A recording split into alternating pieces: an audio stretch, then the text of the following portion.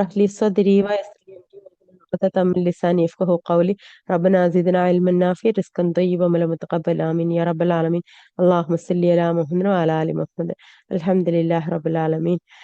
ലുക്മാൻ അലി ഇസ്ലാമിന്റെ മകന് നൽകിയ ഉപദേശമായിരുന്നു നമ്മൾ കണ്ടത്.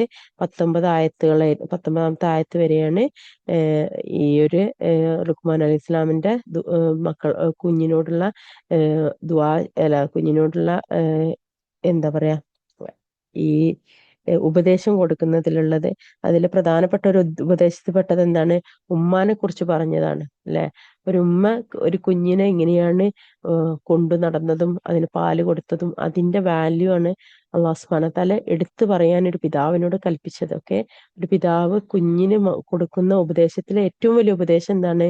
നിന്റെ ഉമ്മാനെ വില വെക്കണം. നിന്റെ ഉമ്മാക്ക് കൊടുക്കേണ്ട കടമയെ കുറിച്ചാണ് ഒരു പിതാവ് കുഞ്ഞിന് കൊടുത്ത ഉപദേശം. നമ്മളൊക്കെ മനസ്സിലാക്കണം. ഒരു വാപ്പ കുഞ്ഞിന് കൊടുക്കുന്ന ഉപദേശത്തിൽ ഏറ്റവും പ്രധാനപ്പെട്ട ഉപദേശം എന്താ? ഉമ്മാക്ക് കൊടുക്കേണ്ട സ്ഥാനം കൊടുക്കണം എന്ന് പറയുകയാണ് അല്ലെ. ആ ഉമ്മ നിന്നെ ഗർഭം ചുമന്നതും നിന്നെ വളർത്തിയതും നിനക്ക് പാല് തന്നതും അതൊന്നും നീ അറിഞ്ഞിട്ടില്ല, നീ കണ്ടിട്ട് നിനക്ക് ഓർമ്മയില്ലാത്തൊരു കാലഘട്ടത്തിൽ കഴിഞ്ഞു പോയതാണ്. അതിന്റെ വാല്യൂ ആണ് ഒരു പിതാവ് കുഞ്ഞിന് പറഞ്ഞു കൊടുത്തത്. അത് അത് ഏത് പിതാവും കുഞ്ഞിന് പറഞ്ഞു കൊടുക്കേണ്ട ഒരു ഉപദേശത്തിൽപ്പെട്ടതാണ്. സ്വന്തം ഭാര്യയെ കുറിച്ചിട്ട് ഒരു മകന് കൊടുക്കേണ്ട ഉപദേശം അതായത് ഒരു സ്ത്രീക്ക് കൊടുക്കേണ്ട പരിഗണനയും അവൾക്ക് കൊടുക്കേണ്ട വാല്യൂവും മക്കളും പറഞ്ഞു മനസ്സിലാക്കിച്ചു കൊടുത്താൽ ഒരു മക്കളും അവന്റെ ഭാര്യയെ അവന് അവമതിക്കൂല, ആ ഭാര്യയെ അപമാനിക്കൂല. കാരണം എന്താണ്? സ്വന്തം ഉമ്മാക്ക് വില കൊടുത്ത ഒരു മകന് ഒരിക്കലും ഒരു ഭാര്യക്ക് വില കൊടുക്കാതിരിക്കൂല എന്നുള്ളതാണ്. ഉമ്മാക്ക് വില കൽപ്പിച്ച മകന് ഭാര്യയെ വില കൽപ്പിക്കാതിരിക്കൂല. അത് അത് അത് അത് അത് ദുനിയാവിന്റെ നിയമമാണ്. മക്കള് ഉമ്മാക്ക് വില കൊടുത്തിട്ടുണ്ടെങ്കിൽ ഭാര്യക്കും വില കൊടുക്കും. അത് കൊടുത്തിട്ടില്ല എന്നുണ്ടെങ്കിൽ അതിന്റെ അർത്ഥം ഉമ്മാക്കും അത്രേ വില ഉണ്ടായിരുന്നുള്ളൂ മകന് എന്നുള്ളതാണ്. ഒരു സ്ത്രീനെ വില കൽപ്പിക്കുക എന്ന് പറയുന്നത് സ്വന്തം വീട്ടിൽ നിന്ന് സ്വന്തം ഗർഭപാത്രത്തിനോട് കാണിക്കുമ്പോഴും അവിടുന്ന് തുടങ്ങുന്നതാണ് ഒരു സ്ത്രീനോട് കൊടുക്കുന്ന വിലയും സ്ത്രീക്ക് കൊടുക്കുന്ന വാല്യൂ. അവളുടെ വേദനകൾ അറിയാനും അവളുടെ പ്രയാസങ്ങൾ അറിയാനും അവളുടെ ശാരീരികമായിട്ടുള്ള ആ സമയങ്ങളിൽ അവൾക്ക് കൊടുക്കേണ്ട റെസ്റ്റിനെ കുറിച്ചിട്ടും ഒക്കെ അറിയുന്നത് ഒരു മകനിക്ക് ഉമ്മയിൽ നിന്നാണ്. ഉമ്മാക്ക് ആ വില കൊടുത്തിട്ടുണ്ട്, ഉമ്മായിൽ നിന്ന് അത് അറിഞ്ഞിട്ടുണ്ട്, ഉമ്മാന്റെ പ്രയാസങ്ങൾ അവൻ അറിഞ്ഞിട്ടുണ്ടെങ്കിൽ ഭാര്യന്റെ പ്രയാസങ്ങളും അവനക്ക് അറിയാം. അത് അറിഞ്ഞിട്ടില്ലെങ്കിൽ അവനക്ക് വേറൊന്നും അറിയൂല. അപ്പൊ ഒരു പിതാവാണ് ഉമ്മയെ കുറിച്ച് ഓർമ്മിപ്പിച്ചു കൊടുക്കേണ്ടതും മനസ്സിലാക്കിച്ചു കൊടുക്കേണ്ടതും എന്നുള്ളത് നമ്മൾ മനസ്സിലാക്കുക. എനിക്കറിയുന്ന ഒരാളുടെ കാര്യമാണ്. അയാളുടെ മകന് ഗിഫ്റ്റ് കൊണ്ടുവന്നതാണ്. ഗിഫ്റ്റ് കൊണ്ടുവന്നപ്പം വാപ്പ ചോദിച്ചു, എവിടെ ഉമ്മാക്കുള്ള ഗിഫ്റ്റ് എവിടെ ചോദിച്ചു. അപ്പൊ പറഞ്ഞു ഉമ്മാക്കുള്ള ഗിഫ്റ്റ് കൊണ്ടുവന്നിട്ടില്ല, വാപ്പാക്കാണ് വാങ്ങിച്ചത്. വാപ്പാക്ക് വാങ്ങിച്ചു, വാപ്പാക്ക് കൊണ്ടുവന്ന് കൊടുത്തു. വാപ്പ അതെടുത്തിട്ട് അലമാറിൽ വെച്ചിട്ട് പറഞ്ഞു, നീ എന്നാണോ ഇതേപോലെ ഒന്ന് നിന്റെ ഉമ്മാക്ക് കൊണ്ടുവരുന്നത് അന്നേ എനിക്കിത് ഉപയോഗിക്കാൻ പറ്റുള്ളൂ.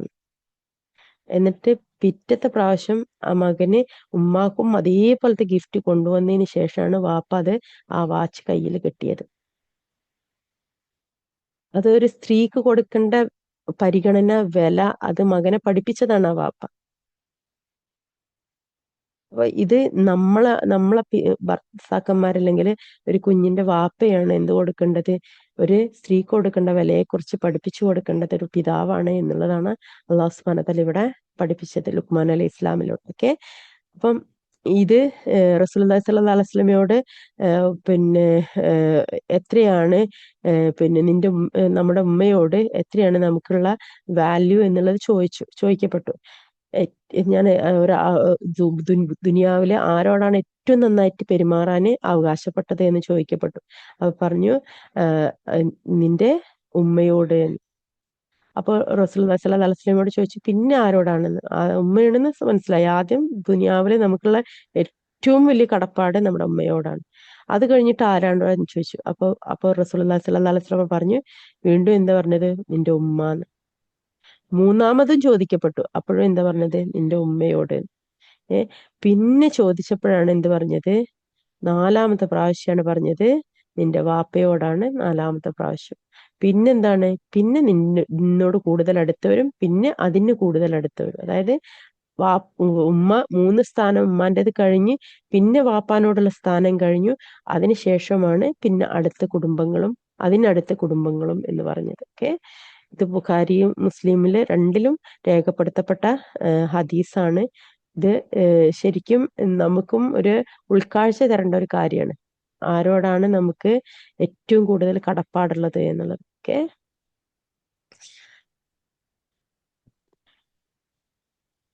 അതുപോലെ മക്കളോട് സംസാരിക്കുമ്പം കുഞ്ഞു മകനെ ഏറ്റവും അവർക്ക് വാല്യൂ കൊടുത്തുകൊണ്ട് നമ്മൾ സംസാരിക്കണം എന്നുള്ളതാണ്.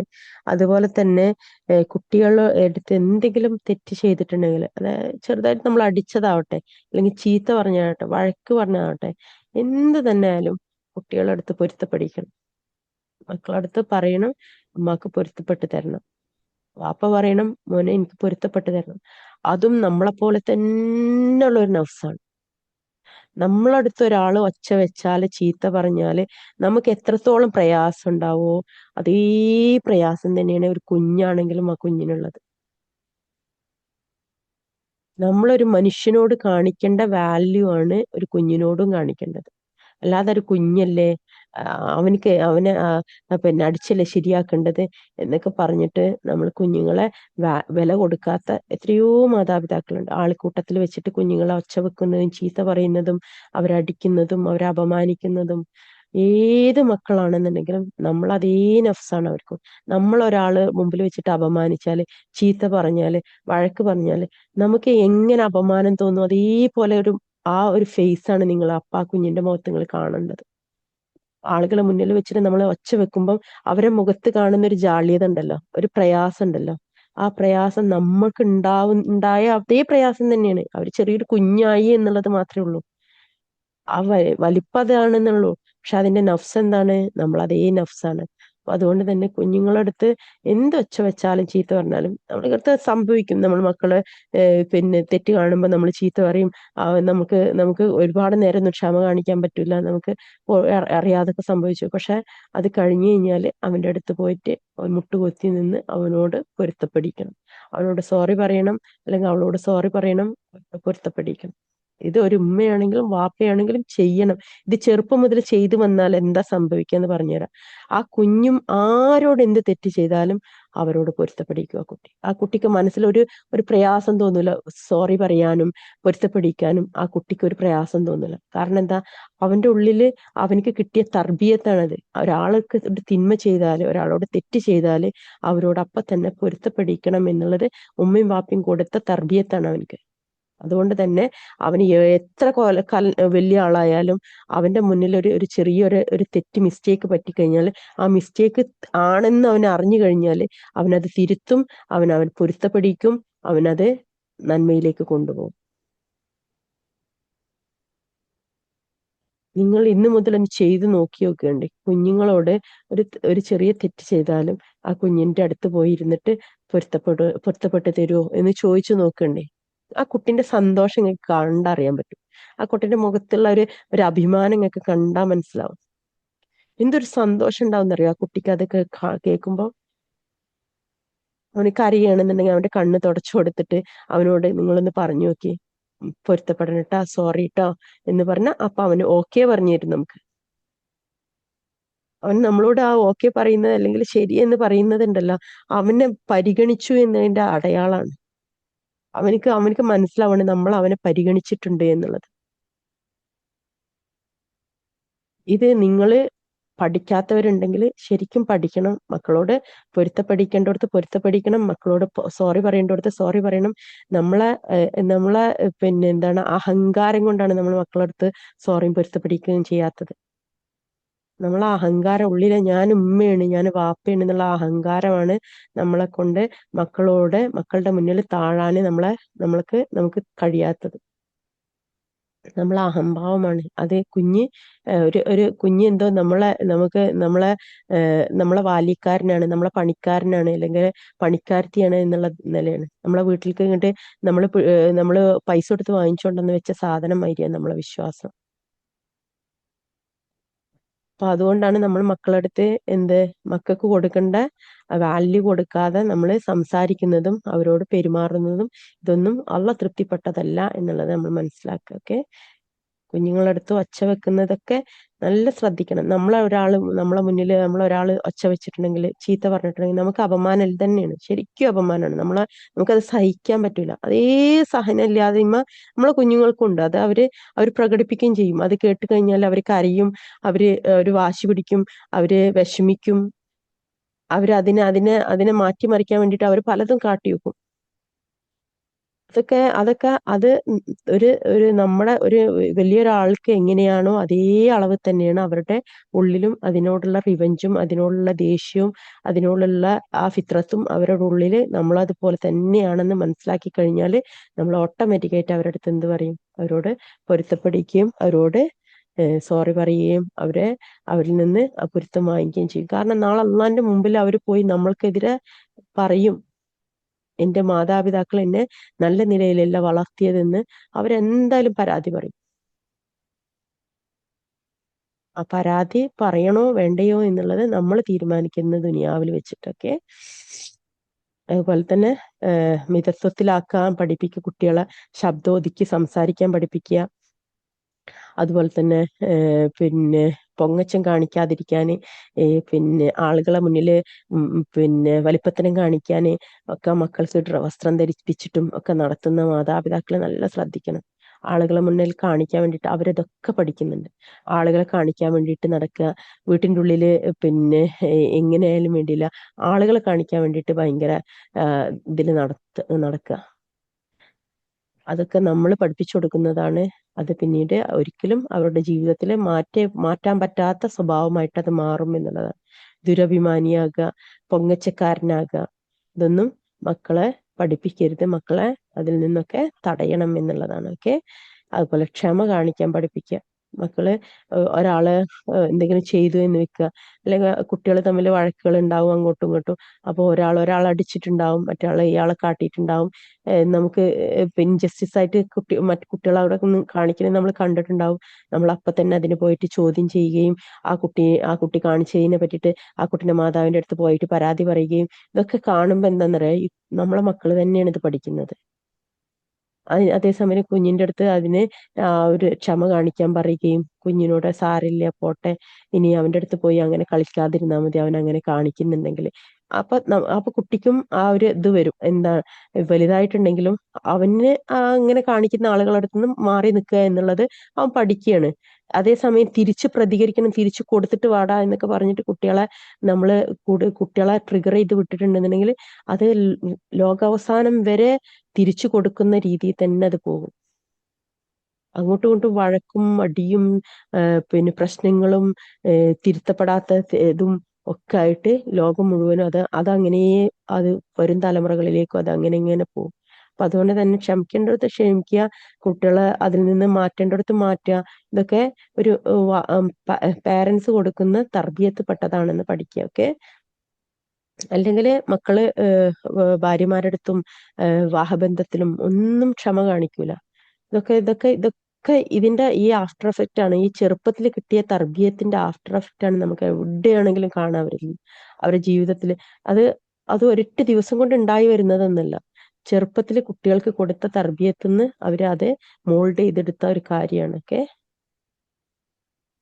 ഇൻഷാ അല്ലാഹ്. പിന്നെ അള്ളാഹു സുബ്ഹാനഹു വ തആല പറഞ്ഞത് പിന്നെ ശിർക്ക് ചെയ്യരുത് എന്നുള്ളതാണ്. ഓക്കെ, ശിർക്ക് ചെയ്യരുത്, മാതാപിതാക്കളോട് കാരുണ്യം കാണിക്കും. ഇത്രയും കാര്യങ്ങളാണ് ലുഖ്മാൻ അലൈഹി ഇസ്ലാം തന്റെ കുഞ്ഞിന് കൊടുത്ത ഉപദേശം. 19 ആയത്തൊക്കെ ഇത് നമ്മള് ജീവിതത്തിൽ മാതാപിതാക്കളാണെന്നുണ്ടെങ്കിൽ ആദ്യം ഈ ഒരു തർബിയത്ത് നമ്മൾ പഠിച്ചതിന് ശേഷം വേണം കുട്ടികൾ ഉണ്ടാവാൻ വരെ. കാരണം ആ ജനിച്ച അന്ന് മുതൽ ഈ തർബിയത്ത് അവർക്കുള്ളതാണ്. അത് നമ്മൾ കൊടുത്തേ മതിയാവും. കുറേ കഴിഞ്ഞിട്ട് കതിരിൽ കൊണ്ടുപോയിട്ട് വളമിട്ടിട്ട് കാര്യമില്ല. ചെറുപ്പത്തിൽ കൊടുത്താൽ മാത്രമേ അത് ശരിക്കും കറക്റ്റായിട്ട് ആ മോൾഡ് ചെയ്തിട്ട് അത് പുറത്തു വരുള്ളൂ. ഓക്കെ, അതിനുശേഷം അല്ലാഹു സുബ്ഹാനഹു വ തആല പറയുന്നത്, അഊദു ബില്ലാഹി മിനശ് ശൈത്വാനിർ റജീം ബിസ്മില്ലാഹിർ റഹ്മാനിർ റഹീം അൽഹംദുലില്ലാഹി റബ്ബിൽ ആലമീൻ അർറഹ്മാനിർ റഹീം മാലികി യൗമിദ്ദീൻ ഇയ്യാക നഅ്ബുദു വഇയ്യാക നസ്തഈൻ ഇഹ്ദിനസ് സിറാത്തൽ മുസ്തഖീം സിറാത്തൽ ലദീന അൻഅംത അലൈഹിം ഗൈറിൽ മഗ്ദൂബി അലൈഹിം വലദ്ദാല്ലീൻ ആമീൻ. ബിസ്മില്ലാഹിർ റഹ്മാനിർ റഹീം ആകാശങ്ങളിലുള്ളതും ഭൂമിയിലുള്ളതും അള്ളാഹു നിങ്ങൾക്ക് അധീനപ്പെടുത്തി തന്നിരിക്കുന്നു എന്ന് നിങ്ങൾ കണ്ടില്ലേ? പ്രത്യക്ഷവും പരോക്ഷവുമായ അവന്റെ അനുഗ്രഹങ്ങൾ അവൻ നിങ്ങൾക്ക് നിറവേറ്റി തരികയും ചെയ്തിരിക്കുന്നു. വല്ല അറിവോ മാർഗദർശനമോ വെളിച്ചമോ നൽകുന്ന വേദഗ്രന്ഥമോ ഇല്ലാതെ അള്ളാഹുവിന്റെ കാര്യത്തിൽ തർക്കിച്ചു കൊണ്ടിരിക്കുന്ന ചിലർ മനുഷ്യരുണ്ട്. അള്ളാഹു അവതരിപ്പിച്ചതിനെ നിങ്ങൾ പിന്തുടരുന്നു എന്ന് അവരോട് പറയപ്പെട്ടാൽ, അല്ല, ഞങ്ങളുടെ പിതാക്കൾ എന്തെന്നിൽ നിലകൊള്ളുന്നതായി ഞങ്ങൾ കണ്ടുവോ അതിനെയാണ് ഞങ്ങൾ പിന്തുടരുക എന്നായിരിക്കും അവർ പറയുക. പിശാച് ജ്വലിക്കുന്ന നരകശിക്ഷയിലേക്ക് അവരെ ക്ഷണിക്കുന്നതാണെങ്കിൽ പോലും അവരതിനെ പിന്തുടരുകയോ? മാതാപിതാക്കള്, കുടുംബങ്ങള്, അല്ലെങ്കിൽ കാരണവന്മാര്, ഉമ്മവാപ്പമാര് ചെയ്തത് അതേ ഞങ്ങൾ പിന്തുടരുള്ളൂ എന്ന് പറയുന്നവര്, അവര് നരകത്തിൽക്ക് ആണ് അവർ വിളിക്കുന്നതെങ്കിൽ, തീയിന്റെ കുണ്ടിൽക്കാണ് അവർ വിളിക്കുന്നത് എന്നുണ്ടെങ്കിൽ നിങ്ങൾ പോകുമോ എന്നാണ് അള്ളാഹു സുബ്ഹാനഹു വ തആല ചോദിക്കുന്നത്. വല്ലവനും സദ്വൃത്തനായിക്കൊണ്ട് തന്റെ മുഖത്തെ അള്ളാഹുവിന് സമർപ്പിക്കുന്ന പക്ഷം അവൻ ഏറ്റവും ഉറപ്പുള്ള പിടികറയിൽ തന്നെയാണ് അവൻ പിടിച്ചിരിക്കുന്നത്. അള്ളാഹുങ്കിലേക്കാകുന്നു കാര്യങ്ങളുടെ പരിണിതി. വല്ലവനും അവിശ്വസിച്ചുവെങ്കിൽ അവന്റെ അവിശ്വാസം നിന്നെ ദുഃഖിപ്പിക്കാതിരിക്കട്ടെ. നമ്മുടെ അടുത്തേക്കാണ് അവരുടെ മടക്കം. അപ്പോൾ അവർ പ്രവർത്തിച്ചതിനെ പറ്റി നാം അവരെ വിവരമറിയിക്കുന്നതാണ്. തീർച്ചയായും അള്ളാഹു ഹൃദയങ്ങളിലെ പറ്റി അറിവുള്ളവനാകുന്നു. നാം അവർക്ക് അല്പസുഖം അനുഭവിപ്പിക്കുന്നു, പിന്നെ കഠിനമായ ശിക്ഷയിലേക്ക് അവരെ നാം തള്ളിവിടുന്നതാണ്. ആകാശങ്ങളും ഭൂമിയും സൃഷ്ടിച്ചത് ആരെന്ന് നീ അവരോട് ചോദിച്ചാൽ തീർച്ചയായും അവർ പറയും അള്ളാഹു ആണെന്ന്. പറയുക അള്ളാഹുവിന് സ്തുതി, പക്ഷെ അവരിൽ അധിക പേരും മനസ്സിലാക്കുന്നില്ല. അള്ളാഹുവിൻ്റെതാകുന്നു ആകാശങ്ങളും ഭൂമിയിലും ഉള്ളത്. തീർച്ചയായും അള്ളാഹു പരാശ്രയമുക്തനും സ്തുത്യർഹനുമാകുന്നു. ഭൂമിയിലുള്ള വൃക്ഷങ്ങളുമെല്ലാം പേനയാവുകയും സമുദ്രം മഷിയാവുകയും അതിനു പുറമെ 7 സമുദ്രങ്ങൾ അതിനെ പോഷിപ്പിക്കുകയും ചെയ്താലും അള്ളാഹുവിന്റെ വചനങ്ങൾ എഴുതി തീരുകയില്ല. തീർച്ചയായും അള്ളാഹു പ്രതാപിയും യുക്തിമാനുമാകുന്നു. ഭൂമിയിലുള്ള എല്ലാ വൃക്ഷങ്ങളെ വെച്ച് പണ്ട് കാലങ്ങളിൽ അറിയാം, നമ്മള് പെന്ന് എഴുതാനുള്ള പെൻസിലാണ്, പണ്ട് കാലത്ത് പെൻസിലാണല്ലോ. ആ പെൻസിൽ ഉണ്ടാക്കിയിരുന്നത് വൃക്ഷത്തിൽ നിന്നായിരുന്നു പെൻസിൽ ഉണ്ടാക്കിയിരുന്നത്. അപ്പൊ ആ പെന്ന് ഉണ്ടാക്കുന്നത് പേനയാക്കി വെച്ചാലും, വൃക്ഷങ്ങളെല്ലാം ലോകത്തുള്ള എല്ലാ വൃക്ഷങ്ങളും പേനയാക്കി വെച്ചാലും, സമുദ്രം മുഴുവനും മഷിയായിട്ട് ആ മഷി വെച്ചിട്ട് പെന്നോണ്ട് എഴുതുകയാണെങ്കിൽ പോലും എന്താണ്, അള്ളാന്റെ അനുഗ്രഹത്തിനെ എന്ത് ചെയ്യാൻ പറ്റൂല, നമുക്ക് പൂർത്തിയാവില്ല. ഇനി 7 സമുദ്രങ്ങൾ കൊണ്ടുവന്ന് മഷി 7 സമുദ്രങ്ങളായിട്ട് കൊണ്ടുവന്ന് വെച്ചാലും എന്താവൂല, നമുക്ക് ആ പെന്ന് ആ മഷി എഴുതിയാൽ തീരൂല എന്നുള്ളതാണ്. നിങ്ങളൊക്കെ എഴുതി നോക്കിക്കണോ എന്നുണ്ടോ? അതായത് അള്ളാന്റെ അനുഗ്രഹങ്ങൾ നമുക്കിപ്പോ ശരീരത്തിൽ കിട്ടിയ ശരീരത്തിലെ അനുഗ്രഹം തന്നെ നമ്മൾ എഴുതിയാല് നമുക്ക് എത്രയുണ്ട്? 360 ജോയിന്റുകൾ ഉണ്ട് എന്നാണ്. അപ്പൊ ആ ഓരോന്നും ലഭിച്ചതിനുള്ള അനുഗ്രഹം എഴുതിയാൽ തന്നെ എന്താവും, നമുക്ക് ഒരു ദിവസവും മതിയാവില്ല നമുക്ക് എഴുതി തീരാൻ. നമുക്ക് കിട്ടിയ ശരീരത്തിന് വിരലിന്റെ എത്ര 4 മടക്കുകൾ അല്ലെ? 3 മടക്ക്, 4ാമത്തെ മടക്ക് കൈയിന്റെ ഉള്ളം കൈ. അങ്ങനെ ഈ ഓരോ ഒരു വിരല് പോയാൽ എന്താണ്, ഒറ്റ വിരല്, നമുക്ക് ഒരു വിരല് നഷ്ടപ്പെട്ടാൽ എന്താണ്, അതോട് കൂടിയിട്ട് നമുക്ക് ആ കൈയിന്റെ ഉപയോഗം തന്നെ ഇല്ലാത്ത മാതിരിയാവും അല്ലെ? നമുക്ക് എല്ലാ വിരലും ഉള്ളത് കൊണ്ടാണ് നമുക്ക് എല്ലാ കാര്യങ്ങളും ഒരുപോലെ ചെയ്യാൻ പറ്റുന്നത്. ഒരു വിരല് നഷ്ടപ്പെട്ടു കഴിഞ്ഞാൽ അതോട് കൂടിയിട്ട് എന്തായി, നമുക്കത് അംഗവൈകല്യമായി അല്ലെ? അതിൽ കൊണ്ട് തന്നെ നമുക്ക് പല കാര്യങ്ങളും ചെയ്യാൻ പറ്റാതാവും. അപ്പൊ ഒരു വിരലിന്റെ അനുഗ്രഹമാണ്, അതിന്റെ ഒരു ജോയിന്റ് ആണത്. പിന്നെ അതിൽ കൂടി ബ്ലഡ് പോകുന്നത്, അതിൽ കൂടെയുള്ള പിന്നെ അള്ളാഹു സുബ്ഹാനഹു വ തആല വെച്ചിട്ടുള്ള അതിന്റെ ലൈനുകള്, അതിന്റെ നഖം, ഓരോന്നും ഇങ്ങനെ ഒരൊറ്റ വിരൽ വെച്ചാൽ മതി, നോക്കിയാൽ മതി. അതിമേലുള്ള രോമങ്ങള്, അതിമേലുള്ള തൊലി, അതിമേലുള്ള ഇറച്ചി അല്ലെ? ഇതൊക്കെ ഇങ്ങനെ ഇങ്ങനെ ഓരോന്നോരോന്നോരോന്ന് നമ്മൾ അതിന്റെ അനുഗ്രഹം എഴുതാനിരുന്നാൽ തന്നെ നമുക്ക് എന്താണ്, തീരൂല നമ്മുടെ അനുഗ്രഹം എന്നുള്ളതാണ്. നമുക്ക് എഴുതി തീരൂല എന്നാണ്. അതാണ് അല്ലാഹു സുബ്ഹാനഹു വ തആല പറഞ്ഞത്, ഇനി ഇതേപോലെ നിങ്ങൾ 7 സമുദ്രങ്ങൾ കൊണ്ടെന്ന് വെച്ചാൽ പോലും നിങ്ങൾക്ക് അള്ളാഹ് തന്ന അനുഗ്രഹത്തിന്റെ എഴുതി തീരൂല നിങ്ങൾക്ക് എന്നുള്ളതാണ്. ഓക്കെ.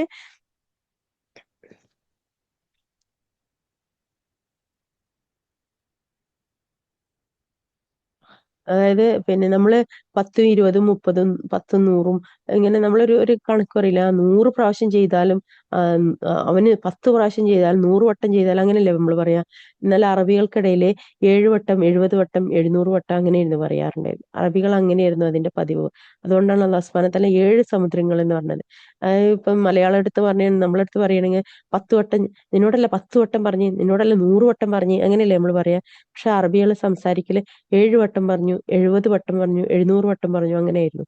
അപ്പൊ അതുകൊണ്ടാണ് അള്ളാഹു സുബ്ഹാനഹു വ തആല ആ ഒരു കണക്ക് പറഞ്ഞത്. അതായത് 7 വട്ടം പിന്നെ ഈ 7 സമുദ്രങ്ങൾ വീണ്ടും കൊണ്ടുവന്നാലും ഇത് തീരൂല എന്ന്. നമ്മളെ അനുഗ്രഹത്തിനെ പറ്റിയിട്ട്, അതായത് നമ്മളെ നമുക്ക് നൽകുന്ന, നമ്മൾ ചെയ്ത ഒരു കർമ്മത്തിന്റെ അനുഗ്രഹത്തിന് അള്ളാഹു സുബ്ഹാനഹു വ തആല 700 ഇരട്ടിയായി വർദ്ധിപ്പിക്കുന്ന പറഞ്ഞത്. അതൊക്കെ അതുകൊണ്ടാണ് ആ ഒരു സമൂഹം അവരുടെ ഒരു ശൈലീനെ അള്ളാഹു സുബ്ഹാനഹു വ തആല കൂട്ടിയിട്ടാണ് അത് പറഞ്ഞത്. ഓക്കെ, നിങ്ങളെ സൃഷ്ടിക്കുന്നതും നിങ്ങളെ പുനരുജ്ജീവിപ്പിക്കുന്നതും ഒരൊറ്റ വ്യക്തിയെ സൃഷ്ടിക്കുന്നതും പുനരുജ്ജീവിപ്പിക്കുകയും ചെയ്യുന്നത് പോലെ മാത്രമാകുന്നു. അതായത് ഏഹ്, ഒരാളെ സൃഷ്ടിക്കുന്നത് പോലെ അത്രേ ഉള്ളൂ അള്ളാഹ്ക്ക് എന്ത്, ഈ ലോകത്തിലെ സകല മനുഷ്യരെയും സൃഷ്ടിക്കുന്നതെന്ന്. അതെല്ലതും എന്താണ്, ഒന്നുണ്ടാവുക എന്ന് പറയുന്നത് പോലെ ഉള്ളൂ എന്നുള്ളതാണ്. ഓക്കെ, തീർച്ചയായും അള്ളാഹു എല്ലാം കേൾക്കുകയും കാണുകയും ചെയ്യുന്നവനാകുന്നു. അള്ളാഹു രാത്രിയെ പകലിൽ പ്രവേശിപ്പിക്കുകയും പകലിനെ രാത്രിയിൽ പ്രവേശിപ്പിക്കുകയും ചെയ്യുന്ന നീ ചിന്തിച്ചു നോക്കിയിട്ടില്ലേ? അവൻ സൂര്യനെയും ചന്ദ്രനെയും അധീനപ്പെടുത്തുകയും ചെയ്തിരിക്കുന്നു. എല്ലാം നിർണിതമായ ഒരവധി വരെ സഞ്ചരിച്ചു കൊണ്ടിരിക്കുന്നു. നിങ്ങൾ പ്രവർത്തിക്കുന്നതിനെ പറ്റിയെല്ലാം അള്ളാഹു സൂക്ഷ്മമായി അറിയുന്നവനാണെന്നും നീ ആലോചിച്ചിട്ടില്ലേ? അതെന്തുകൊണ്ടെന്നാൽ അള്ളാഹുവാണ് സത്യമായിട്ടുള്ളവൻ, അവന് പുറമെ അവർ വിളിച്ചു പ്രാർത്ഥിക്കുന്നതെല്ലാം വ്യർത്ഥമാകുന്നു. അള്ളാഹു തന്നെയാകുന്നു ഉന്നതനും വലിയവനും. കടലിലൂടെ കപ്പലുകൾ സഞ്ചരിക്കുന്നത് അള്ളാഹുവിന്റെ അനുഗ്രഹ നിമിത്തമാണെന്ന് നീ കണ്ടില്ലേ? അവന്റെ ദൃഷ്ടാന്തങ്ങളിൽ ചിലത് നിങ്ങൾക്ക് കാണിച്ചു തരുവാൻ വേണ്ടി അത്രേ അത്. ക്ഷമാശീലനും നന്ദിയുള്ളവരുമായ ഏവർക്കും തീർച്ചയായും അതിൽ ദൃഷ്ടാന്തമുണ്ട്. കപ്പൽ സഞ്ചരിക്കുന്നത്, കടലിലൂടെ സഞ്ചരിക്കുന്നത് അത് കാറ്റുള്ളത് കൊണ്ട് മാത്രമാണെന്നാണ്. കാറ്റിന്റെ ഗതിക്കനുസരിച്ചാണ് കപ്പലുകൾ സഞ്ചരിക്കുന്നത്. കപ്പലിന്റെ സഞ്ചാരത്തിനെ കുറിച്ച് നമ്മൾ പഠിച്ചിട്ടുണ്ടെങ്കിൽ നമ്മൾ അതിനെ കുറിച്ചിട്ട് കൂടുതലായിട്ട് അറിഞ്ഞിട്ടുണ്ടെങ്കിൽ മനസ്സിലാവും. കാറ്റിന്റെ ഗതിക്കനുസരിച്ചാണ് കപ്പലുകൾ യാത്ര ചെയ്യുന്നത്. ഓക്കെ, അപ്പൊ അതുകൊണ്ട് തന്നെ അത് അള്ളാഹുവിന്റെ ദൃഷ്ടാന്തമാണെന്നാണ് അള്ളാഹു സുബ്ഹാനഹു വ തആല പറയുന്നത് അല്ലെ. കാറ്റിനെ നമുക്ക് ആർക്കും നിയന്ത്രിക്കാൻ പറ്റൂലല്ലോ. അത് കാറ്റ് വരുന്നതും പോകുന്നതും ഒക്കെ അള്ളാഹ് നിശ്ചയിക്കുന്നത് കൊണ്ടാണ്. അപ്പൊ അതാണ് അള്ളാഹു സുബ്ഹാനഹു വ തആല പറയുന്നത്. പർവ്വതങ്ങൾ പോലെയുള്ള തിരമാല അവരെ മൂടിക്കളഞ്ഞാൽ കീഴ്വഴക്കം അള്ളാഹുവിന് മാത്രമാക്കിക്കൊണ്ട് അവനോട് അവർ പ്രാർത്ഥിക്കുന്നതാണ്. എന്നാൽ അവൻ കരയിലേക്ക് രക്ഷപ്പെടുത്തുമ്പോഴോ അവരിൽ ചിലർ മാത്രം മര്യാദ പാലിക്കുന്നതായിരിക്കും. പരമവഞ്ചകന്മാരും നന്ദി കെട്ടവരും ആരെല്ലാമോ അവർ മാത്രമേ നമ്മുടെ ദൃഷ്ടാന്തങ്ങൾ നിഷേധിക്കുകയുള്ളൂ. അതായത് തിരമാല ഉയർന്നു കഴിഞ്ഞാൽ, കാറ്റിന് ശക്തി കൂടിക്കഴിഞ്ഞാൽ തിരമാല ഉയരും. തിരമാല ഉയർന്നു കഴിഞ്ഞാൽ അത് കപ്പലിനെ പോലും തകർത്ത് കളയും എന്നുള്ളത് നമുക്കറിയാം, നമ്മൾ കണ്ടിട്ടുള്ളതാണ്. കടലിലെ തിരമാലന്റെ വലിപ്പം അത് ഉയർന്നു കഴിഞ്ഞു കഴിഞ്ഞാൽ പിന്നെ ഒന്നിനും അതിനെ തടയാൻ പറ്റൂല. അപ്പൊ അതുകൊണ്ടാണ് അല്ലാഹു സുബ്ഹാനഹു വ തആല പറഞ്ഞത്, അത് വന്നു കഴിഞ്ഞാല് എന്താണ്, അവര് അള്ളാഹിനോട് മാത്രമായിക്കൊണ്ട് ദുആ ചെയ്യും. എന്നാല് അവർ കരയിൽ എത്തിക്കഴിഞ്ഞാലോ, കാരണം ആ പ്രയാസം തീർന്നു കഴിഞ്ഞല്ലോ, പിന്നീട് അവര് തിരിഞ്ഞു മടങ്ങിപ്പോകും എന്നാണ്. അത് നന്ദി കെട്ടവരോടാണ് അങ്ങനെ ചെയ്യുന്നത് എന്നുള്ളത്. മനുഷ്യരെ, നിങ്ങളുടെ രക്ഷിതാവിനെ സൂക്ഷിക്കുക. ഒരു പിതാവും തന്റെ സന്താനത്തിന് പ്രയോജനം ചെയ്യാത്ത ഒരു സന്തതിയും പിതാവിന് ഒട്ടും പ്രയോജനകാരിയാവാത്ത ഒരു ദിവസത്തെ നിങ്ങൾ ഭയപ്പെടുകയും ചെയ്യുക. തീർച്ചയായും അള്ളാഹുവിന്റെ വാഗ്ദാനം സത്യമാകുന്നു. അതിനാൽ ഐഹിക ജീവിതം നിങ്ങളെ വഞ്ചിച്ചു കളയാതിരിക്കട്ടെ. പരമവഞ്ചകരായ പിശാചും അള്ളാഹുവിന്റെ കാര്യത്തിൽ നിങ്ങളെ വഞ്ചിച്ച് കളയാതിരിക്കട്ടെ. അതായത് ഐഹിക ജീവിതത്തെയും പിശാചിനെയും അള്ളാഹു സുബ്ഹാനഹു വ തആല ഒരുപോലെ വെച്ചിരിക്കുന്നത് എന്തിനാണ്? ഐഹിക ജീവിതവും നമ്മളെ വഞ്ചിച്ച് കളയും. അതായത് ഭൂമിയിലെ സുഖ സൗകര്യങ്ങള്, അനുഗ്രഹങ്ങള് നമുക്ക് നമ്മളെ ഇബാദത്തുകളിൽ നിന്ന്, അള്ളാഹുവിനുള്ള ഇബാദത്തുകളിൽ നിന്ന് നമ്മളെ തടയും അല്ലെ. നമ്മൾ ഭയങ്കര സുഖ സൗകര്യത്തിലാണെന്നുണ്ടെങ്കിൽ പിന്നെ ഒരു ഒരു ഒരു കല്യാണത്തിന് പോയാൽ തന്നെ അറിയാം, അവിടുത്തെ ആ ആഘോഷത്തിൽ പെട്ട് കഴിഞ്ഞു കഴിഞ്ഞാല് പിന്നെ നമ്മൾ അന്നത്തെ നമസ്കാരം മുഴുവനും പാഴാക്കി കളയുന്നു അല്ലെ. മിക്കവാറും ആളുകൾക്ക് സംഭവിക്കുന്ന ഒരു തിന്മയാണ്. കല്യാണങ്ങളിൽ പോയി കഴിഞ്ഞിട്ടുണ്ടെന്നുണ്ടെങ്കിൽ അവർക്ക് അന്നത്തെ നമസ്കാരം അവരുടെ പല വഴിക്കാവുകയാണ്. ളുഹർ അസറിന്റെ കൂടാവും, അസർ ളുഹറിന്റെ കൂടാവും, ചിലപ്പോൾ രണ്ടും കിട്ടാതാവും. ചിലപ്പോൾ ഇപ്പൊ ഒരുപാട് സ്ഥലങ്ങളിൽ നിസ്കരിക്കാനുള്ള സൗകര്യം കൊടുക്കുന്നുണ്ട്. എന്നാൽ പോലും അത് നിസ്കരിക്കുന്നവർ വളരെ ചുരുക്കമാണ്. കുറച്ചാളുകൾ മാത്രമേ അത് സ്വീകരിക്കാറ്. ബാക്കിയുള്ളവരെന്താ പറയാ, വീട്ടിൽ പോയിട്ട് നിസ്കരിക്കിനി എന്നൊക്കെ പറഞ്ഞിട്ട് അവര് അതിനെ ഒരു ഒഴിവ് കഴിവ് പോലെ അവരതിനെ എടുക്കുന്ന എത്രയോ ആളുകളുണ്ട്. അപ്പൊ ഇതൊക്കെ എന്താണ്? ഇതൊക്കെ നമ്മളെ ഐഹിക ജീവിതമാണ് നമ്മളെ വഞ്ചിച്ച് കളയുന്നത്. ഐഹിക ജീവിതത്തിന്റെ സുഖത്തിൽ നമ്മൾ വിട്ടുപോവുകയാണ് ചെയ്യുന്നത്. അതേസമയം എന്താണ്, അതേപോലെ തന്നെ എന്താണ്, പിശാചു എന്താ ചെയ്യുന്നത്? പിശാച് നമ്മളെ വഞ്ചിച്ച് കളയും എന്നതാണ്. പിശാച് നമ്മുടെ രക്തത്തിൽ കൂടി ഓടിക്കൊണ്ടിരിക്കുന്നത് എന്നാണ്. നമ്മളെ പല വഴിയിലും നമ്മളത് വഞ്ചിച്ച് കളയും, ചതിക്കും എന്നുള്ളതാണ്. ഒക്കെ ഇപ്പം പിന്നെ സിന ചെയ്യുന്നത്, ഇതൊക്കെ പിശാചിന്റെ വഞ്ചനയിൽപ്പെട്ടതാണ്. മറ്റേത് ജീവിതത്തിലെ സുഖ സൗകര്യങ്ങൾ കൊണ്ട് നമ്മൾ വിട്ടുപോകുന്നതുമാണ്. ഒക്കെ തീർച്ചയായും അള്ളാഹുവിന്റെ പക്കലാണ് അന്ത്യസമയത്തെ പറ്റിയുള്ള അറിവ്. അവൻ മഴ പെയ്യിക്കുന്നു, ഗർഭാശയത്തിലുള്ളത് അവൻ അറിയുകയും ചെയ്യുന്നു. നാളെ താൻ എന്താണ് പ്രവർത്തിക്കുക എന്ന് ഒരാളും അറിയുകയില്ല. താൻ ഏത് നാട്ടിൽ വെച്ചാണ് മരിക്കുക എന്നും ഒരാളും അറിയുകയില്ല. തീർച്ചയായും അള്ളാഹു സർവജ്ഞനും സൂക്ഷ്മജ്ഞാനിയുമാകുന്നു. അഞ്ച് കാര്യങ്ങളാണ് അള്ളാഹു പറയുന്നത്. എന്ത്? അദൃശ്യ കാര്യങ്ങളായിട്ട്. അതെന്താണ്? ലോകാവസാനം. എന്നാണ് ലോകാവസാനം എന്ന് സംഭവിക്കുക എന്നുള്ളത് ഒരാൾക്കും അറിയില്ല. മഴ വരുന്നത് അത് എപ്പോഴാണ്, എങ്ങനെയാണ്, എവിടെയാണ് എന്ന് ഒരാൾക്കും പ്രവചിക്കാൻ പറ്റില്ല. ഗർഭത്തിലിരിക്കുന്ന ശിശു അത് ആണോ പെണ്ണോ എന്നുള്ളത് അറിയുന്നത്, അത് കറുത്തതാണോ വെളുത്തതാണോ, അത് സൽസ്വഭാവിയാണോ, അത് ചീത്ത സ്വഭാവിയാണോ, അത് പിന്നെ ദീർഘായുസുള്ളതാണോ ഇല്ലാത്തതാണോ, ഇതൊന്നും ഒരു ഉമ്മാക്കും വാപ്പാക്കും പ്രവചിക്കാൻ പറ്റൂല. പിന്നെ നാളെ എന്താണ് സംഭവിക്കാൻ പോണത്, ഇന്നത്തെ ഇപ്പൊ നടക്കുന്നതല്ലാത്ത ഒരു കാര്യം നമുക്കറിയില്ല. കഴിഞ്ഞു പോയത് എന്താണ്? അത് നടന്നത് നമ്മൾ വിചാരിച്ച പോലെ നടന്നിട്ടുണ്ടാവും, നമ്മൾ വിചാരിക്കാത്ത പോലെ നടന്നിട്ടുണ്ടാവും. അതും നമ്മളെ കയ്യിലല്ല. നാളെ സംഭവിക്കാൻ പോകുന്ന അതെന്താണ് സംഭവിക്കുക എന്നുള്ളത് നമുക്കറിയില്ല. ഇന്ന് ഈ നിമിഷം നമ്മൾ ചെയ്യുന്ന ഈ കർമ്മം ഇത് മാത്രമേ നമ്മുടേതായിട്ടുള്ളൂ അല്ലെ. ഇതിൽ മാത്രല്ലേ നമ്മൾ ഞാൻ അറിഞ്ഞുകൊണ്ടിരിക്കുന്നത്, ഞാൻ അറിഞ്ഞുകൊണ്ട് ചെയ്യുന്ന കർമ്മം ഇതാണ് അല്ലെ. അപ്പൊ ഇത് മാത്രമേ ഉള്ളൂ നമ്മുടേതായിട്ട് നമ്മുടെ കയ്യിലുള്ളത്. ബാക്കി എന്താ? കഴിഞ്ഞു പോയത് നമുക്ക് നഷ്ടപ്പെട്ടു പോയി, വരാനിരിക്കുന്നത് നമുക്ക് അറിയാത്ത കാര്യങ്ങളുമാണ്. ഒരാൾ എവിടെ വെച്ചാണ് മരിക്കുന്നത് എന്നുള്ളത് അത് ഒരാൾക്കും ജഡ്ജ് ചെയ്യാൻ പറ്റില്ല. ചില ആളുകൾ പറയും മരണപ്പെട്ടതിനെ പറ്റിയിട്ട്, പിന്നെ ആ കുട്ടി ഒരു ആവശ്യമില്ലാതെ അവിടെ പോയതാണ്. ഈ വെള്ളത്തിലൊക്കെ മുങ്ങി മരിക്കുന്ന കുട്ടികളെ കുറിച്ചൊക്കെ പറയുന്നതാണ്, എപ്പോഴും പറയാറുണ്ട്. ഒരാവശ്യമില്ലാതെ ആ കുളത്തിൽ പോയി കുളിക്കാൻ പോയതാണ്. ആ പുഴയില് ഒരാവശ്യമില്ലാതെ കുട്ടികളെ കൂടെ കറങ്ങാൻ പോയിട്ട് അവന് അവിടെ നിന്ന് അങ്ങനെ പുഴയിൽ വീണു, അങ്ങനെ മരിച്ചു പോയി, അങ്ങനെയൊക്കെ പറയാറുണ്ട് അല്ലെ. ഒരു ആവശ്യമില്ലാതല്ല, അത് അവിടെ വെച്ചിട്ടാണ് മലക്കുൽ മൗത്തിനെ കൊണ്ട് ആ റൂഹ് എടുക്കാൻ കൽപ്പിക്കപ്പെട്ടത്. അപ്പൊ അവൻ അവിടെ എത്തിയേ മതിയാവും. അവന്റെ നഫ്സിനെ അള്ളാഹു സുബ്ഹാനഹു വ തആല അതിലേക്ക് എത്തിച്ചേ മതിയാവും. അവൻ അവിടെ എത്തിയേ മതിയാവും. അതുകൊണ്ടാണ് അവൻ അവിടെ എത്തിയത്. അള്ളാഹ് നിശ്ചയിച്ചത് കൊണ്ട് മാത്രമാണ് അവൻ അവിടെ എത്തിയത്. അല്ലാതെ അത് നമ്മളെ നിശ്ചയത്തിൽ പെട്ടതായിരുന്നില്ല. അവന് അറിയാതെ അവിടെ പോയതുമല്ല.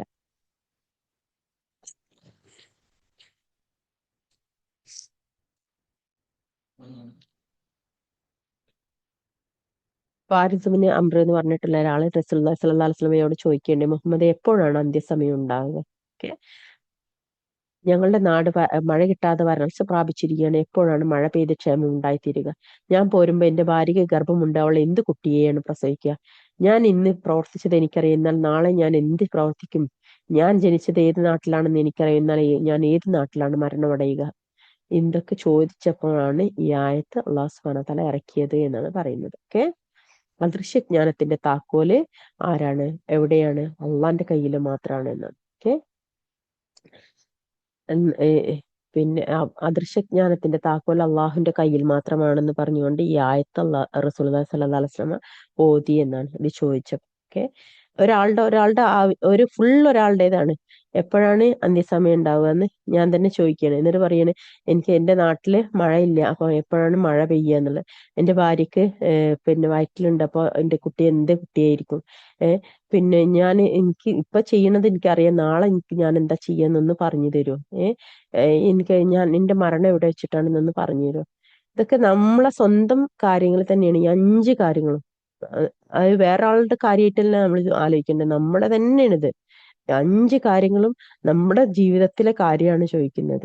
അതുപോലും നമുക്ക് ഉത്തരമില്ല എന്നുള്ളതാണ്. അള്ളാഹ്ക്ക് മാത്രമേ അതൊക്കെ അറിയുള്ളൂ.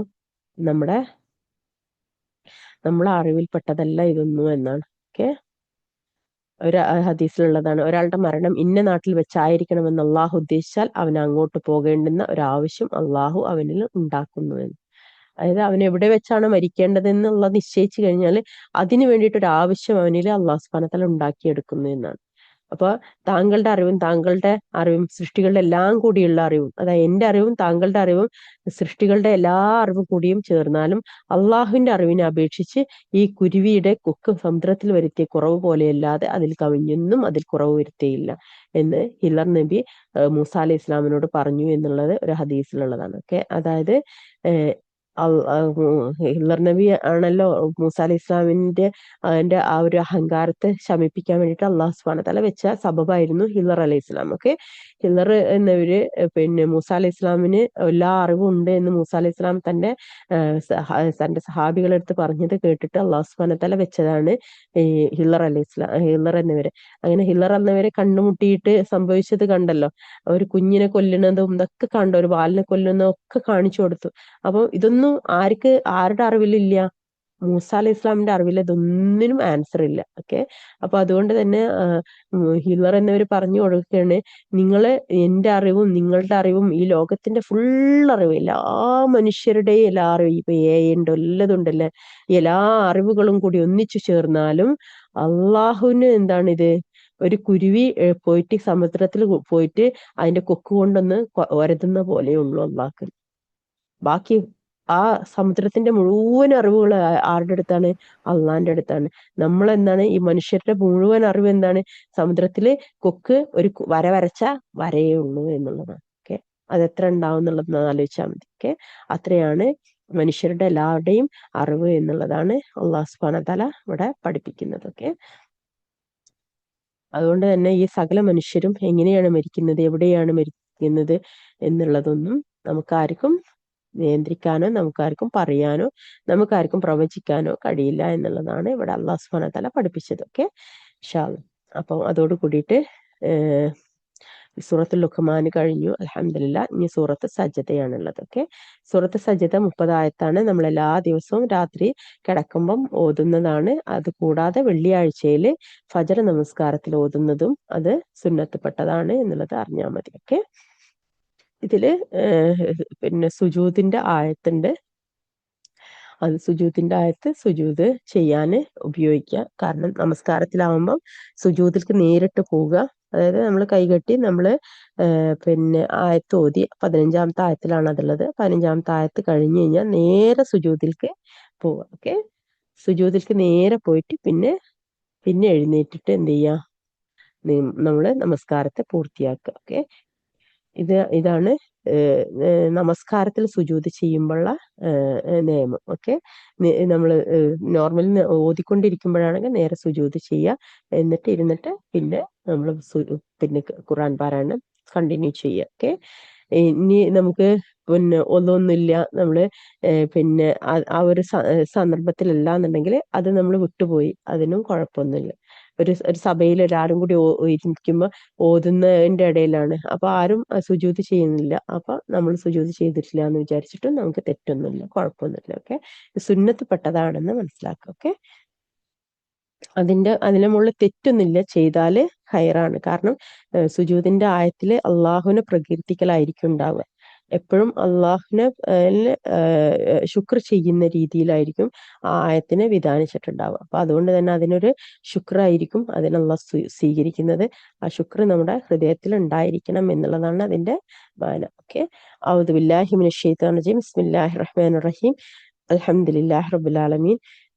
ബിസ്മില്ലാഹിർ റഹ്മാനിർ റഹീം. അലിഫ് ലാം മീം. ഈ ഗ്രന്ഥത്തിലെ അവതരണം സർവ്വലോക രക്ഷിതാവിൽ നിന്നാകുന്നു, ഇതിൽ യാതൊരു സംശയവുമില്ല. അതല്ലേ ഇത് അദ്ദേഹം കെട്ടിച്ചമച്ചു എന്നാണോ അവർ പറയുന്നത്? അല്ല, അത് നിന്റെ രക്ഷിതാവിൽ നിന്നുള്ള സത്യമാകുന്നു. നിനക്ക് മുമ്പ് ഒരു താക്കീതുകാരന് വന്നിട്ടില്ലാത്ത ഒരു ജനതയ്ക്ക് വേണ്ടി നീ താക്കീത് നൽകാൻ വേണ്ടി എത്രേ അത് അവർ സന്മാർഗം പ്രാപിച്ചേക്കാം. ആകാശങ്ങളും ഭൂമിയും അവയ്ക്കിടയിലുള്ളതും 6 ദിവസങ്ങളിൽ സൃഷ്ടിച്ചവനാകുന്നു അള്ളാഹു. പിന്നീട് അവൻ സിംഹാസനസ്ഥനായി. അവന് പുറമെ നിങ്ങൾക്ക് യാതൊരു രക്ഷാധികാരിയും ശുപാർശകനും ഇല്ല എന്നിരിക്കെ നിങ്ങൾ ആലോചിച്ച് ഗ്രഹിക്കുന്നില്ലേ? അവൻ ആകാശത്ത് നിന്ന് ഭൂമിയിലേക്ക് കാര്യങ്ങൾ നിയന്ത്രിച്ചയക്കുന്നു. പിന്നീട് ഒരു ദിവസം കാര്യം അവനിലേക്ക് ഉയർന്നു പോകുന്നു. നിങ്ങൾ കണക്കാക്കുന്ന തരത്തിലുള്ള 1000 വർഷമാകുന്നു ആ ഒരു ദിവസത്തിന്റെ അളവ്. അല്ലാഹു സുബ്ഹാനഹു വ തആലയുടെ ദിവസം എന്ന് പറയുന്നത് നമ്മൾ മുമ്പ് പഠിച്ചിരുന്നു. 1000 വർഷം ആണ് ഭൂമിയിൽ കാണുന്ന 1000 വർഷമാണ് എന്ത് അല്ലാഹു സുബ്ഹാനഹു വ തആലക്ക് എന്താണ് ഒരു ദിവസം എന്ന് പറയുന്നത്. ഓക്കെ. അപ്പൊ നമ്മുടെ ഭൂമി ലോകങ്ങൾ മുഴുവനും 6000-ഓളം വർഷമാണെന്നാണ് ഭൂമിയിലെ മനുഷ്യന്റെ വാസത്തിനെ കുറിച്ചൊക്കെ പറയുന്നത് ചരിത്രങ്ങള്. അപ്പൊ അതായത് അള്ളാഹു സുബ്ഹാനഹു വ തആലക്ക് ഈ ഭൂമിയും ലോകങ്ങളൊക്കെ ഉണ്ടായിട്ട് 6 ദിവസമേ ഉണ്ടായിട്ടുള്ളൂ എന്നുള്ളതാണ്. ഓക്കെ. അപ്പോൾ ഇത്രയേ ഉള്ളൂ. അള്ളാന്റെ മുമ്പിൽ ആകാശഭൂമികളും ലോകവും ഒക്കെ 6 ദിവസത്തെ ഒരു കണക്കേ ഉള്ളൂ. ഓക്കെ. നമുക്കാണ് എന്ത് ഇത് ഞാന് 50 വയസ്സ് വരെ ജീവിച്ചു, 60 വയസ്സ് വരെ ജീവിച്ചു, 75 വയസ്സ് വരെ ഞാൻ ജീവിച്ചു എന്നൊക്കെ പറയുന്ന അഭിമാനം കൊള്ളുന്നത് നമുക്ക് ഒരു അഭിമാനമായിട്ട് തോന്നുന്നുണ്ടാവും. അള്ളാഹു സുബ്ഹാനഹു വ തആല അവിടെ ഇരുന്ന് ചിരിക്കുന്നുണ്ടാവും നമ്മൾ അഭിമാനം കണ്ടിട്ടൊക്കെ.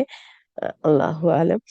അപ്പം ഇത്രയേ ഉള്ളൂ. അള്ളാഹ്ക്ക് എല്ലാ ലോകത്തിന്റെ ഗതി അള്ളാഹ്ക്ക് ഇത്രയേ ഉള്ളൂ എന്നുള്ള അന്നത്തെ രാജത്വം ആർക്കാണെന്നുള്ള അള്ളാഹു സുബ്ഹാനഹു വ തആല പരലോകത്ത് വെച്ച് ചോദിക്കുന്നതും അതുകൊണ്ടാണ്. ഇന്ന് ഞാനാണ് രാജാവ്, എവിടെ ഭൂമിയിലെ രാജാക്കന്മാരെന്നുള്ള അള്ളാഹു സുബ്ഹാനഹു വ തആല ചോദിക്കുന്നത് പരലോകത്ത് വെച്ചിട്ട്. നമ്മളെല്ലാരും പോയി നിൽക്കുമ്പോ, എവിടെ ഭൂമിയിൽ എല്ലാ രാജാക്കന്മാരും ഒന്ന് വന്ന് ഈ ലോകത്ത് എത്ര 40,000 കോടിയുള്ള ആളുകൾ, 60,000 കോടിയുള്ള ആളുകൾ അവരൊക്കെ ഒന്ന് കേറി വരൂ എന്ന് പറഞ്ഞിട്ട് അള്ളാഹ് വിളിക്കും. അപ്പം നമ്മളൊക്കെ അള്ളാന്റെ മുമ്പില് ഇന്ന് ഈ ദുനിയാവില് നേടിയെടുത്തതിന് അഭിമാനം കൊണ്ടവരൊക്കെ നാളെ അള്ളാന്റെ മുമ്പിൽ നിൽക്കുമ്പം എന്തായിരിക്കും എന്നുള്ളത് ആലോചിച്ചാൽ മതി. അത്രേ ഉള്ളൂ. ഓക്കെ, അള്ളാഹ്ക്കൊന്ന് ചിരിക്കാനുള്ള അത്രയും പോലും ഇല്ല നമ്മളെ ദുനിയാവിലെ എല്ലാ സുഖ സൗകര്യങ്ങളും. ഓക്കെ, അള്ളാഹ്ക്ക് ഒന്ന് ഒന്ന് നമ്മളെ ഈ അഹങ്കാരത്തോട് കൂടിയിട്ട് കാണിച്ചത് മുഴുവനും അള്ളാന്റെ മുമ്പില് ഒരു ധൂളി പോലെയേ ഉള്ളൂ അല്ലെ, ഒരു ധൂളിയും ഇല്ല അല്ലെ. നമുക്ക് ദുനിയാവും ആകാശങ്ങളും ഭൂമിയും ലോകങ്ങളും ഒക്കെ അള്ളാന്റെ അർഷിന്റെ കീഴിൽ ഒരു മോതിരത്തിന്റെ ഉള്ളിലാണെന്നുണ്ടെങ്കിൽ, ആ മോതിരത്തിന്റെ ഉള്ളിലുള്ള, അതായത് ഒരു ഭൂമിയിലുള്ള ഒരു മനുഷ്യന് ഒരു ഒരു ഒരു ഒരു നാട്ടില് അവനുണ്ടാക്കിയെടുത്ത സാമ്രാജ്യങ്ങള് അത് മുഴുവനും ആ മോതിരത്തിന്റെ ഉള്ളിലെ, ആ ഭൂമിയുടെ ഉള്ളിലെ, ആ മനുഷ്യന്മാരുടെ കൂട്ടത്തില് 6 ദിവസം 6000 കൊല്ലം എന്ന് പറയുന്ന ആ കൊല്ലഘട്ടങ്ങളിലെ മനുഷ്യന്മാർ ജീവിച്ചു പോകുന്നതിന്റെ ഉള്ളില് എവിടെയാണെന്നുള്ളത് നമ്മൾ ആലോചിച്ച് നോക്കുക.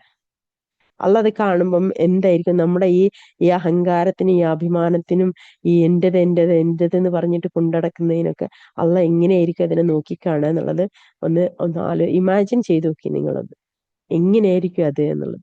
ഏഹ്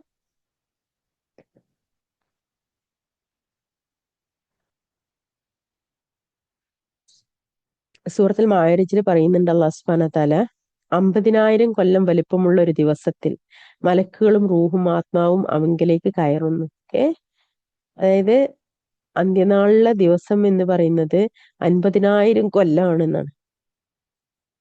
അതായത് അന്ത്യനാള് നമ്മളെ മരിച്ച് നമ്മൾ അല്ലാഹു സുബ്ഹാനഹു വ തആല ഉയർത്തെഴുന്നേൽപ്പിച്ച് നമ്മളെല്ലാവരെയും ഒരുമിച്ച് കൂട്ടിയ ആ ദിവസം ഉണ്ടല്ലോ, ആ ദിവസം ഭൂമിയിലെ 50,000 കൊല്ലത്തിന്റെ വലിപ്പം ഉണ്ടാവും അതിന്. 50,000 കൊല്ലത്തിന്റെ ദൈർഘ്യം അതിനുണ്ടാവും. നമ്മളെ ഭൂമിയിലെ മനുഷ്യവാസം എന്ന് പറയുന്നത് 6000-7000 കൊല്ലമാണെങ്കിൽ 50,000 കൊല്ലത്തിന്റെ അത്രയും സമയം നമ്മള് നാളെ പരലോകത്ത് ആ ഒരു ദിവസം വിചാരണയ്ക്ക് വേണ്ടി നിൽക്കേണ്ടി വരും. കാരണം ഈ സകല മനുഷ്യരെയും അല്ലാഹു സുബ്ഹാനഹു വ തആല വിചാരണ ചെയ്യും എന്നുള്ളത് നമ്മൾ പഠിപ്പിക്കണത്. കാരണം ഒരാളെയും അല്ലാഹു സുബ്ഹാനഹു വ തആല വിടൂല എന്നുള്ളതാണ്. കാരണം അവിടെ സമയം എന്തല്ല, സമയം എന്നൊരു വാക്ക് അവിടെ ഇല്ല. ഭൂമിയിലാണ് അള്ളാഹ് എന്ത് വെച്ചിട്ടുള്ളത്, ഭൂമി സൂര്യനെ കറങ്ങുന്നു, അതുപോലെ തന്നെ അതിലെ പിന്നെ അതിന്റെ സമയം, അതിന്റെ അതൊക്കെ വെച്ചത് 24 മണിക്കൂർ എന്നൊക്കെ വെച്ചത് ആ കറക്കത്തിനെയാണ്. അങ്ങനെ ഒരു കറക്കില്ല നാളെ പരലോകത്ത്. അങ്ങനെ ഒരു സൂര്യനും ഇല്ല, അങ്ങനെ ഒരു ഭൂമിയും ഇല്ല, അങ്ങനെ ഒരു കറക്കവും ഇല്ല, ഒരു ചലനവും ഇല്ല ലോകത്തിന്. അപ്പൊ അവിടെ എന്തില്ല, അവിടെ സമയമില്ല. അതുകൊണ്ടാണ് പരലോകത്ത് സമയമില്ല എന്ന് പറയുന്നത്. സമയം എന്നൊരവസ്ഥ പരലോകത്തില്ല. അപ്പൊ അതുകൊണ്ട് തന്നെ 50,000 കൊല്ലത്തിന്റെ അത്രയും ദൈർഘ്യം നാളെ പരലോകത്ത് നമ്മൾ അള്ളാന്റെ മുമ്പിൽ നിൽക്കും എന്നുള്ളതാണ്. ഓക്കെ,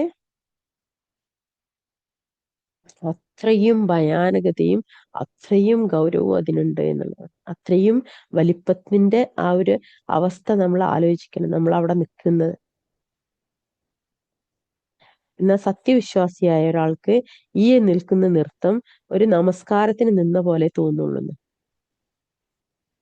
ഒരു നമസ്കാരത്തിന് നിന്ന് നമസ്കരിച്ചു കഴിഞ്ഞ് എന്നേ തോന്നുള്ളൂ. കാരണം എന്താ, അവൻ അള്ളാന്റെ മുമ്പ് പോയി നിന്നാൽ എന്താണ്, അവൻക്ക് എല്ലാ ഹിസാബും ഒന്നും ഇല്ലാതെ അവന്റെ രേഖപ്പെടുത്തപ്പെട്ട അതിന് ചെറിയ ചെറിയ തിന്മകൾ ഉണ്ടെങ്കിൽ അള്ളാഹു സുബ്ഹാനഹു വ തആല അത് അവനോട് ഒരു മറയ്ക്ക് ഉള്ളിലായിട്ട്, അതായത് ഒരാളെയും കാണിക്കാത്ത രീതിയിൽ അവനോട് സംസാരിക്കുന്നു, അവനോട് മുനാജാത്ത് നടത്തുന്നു.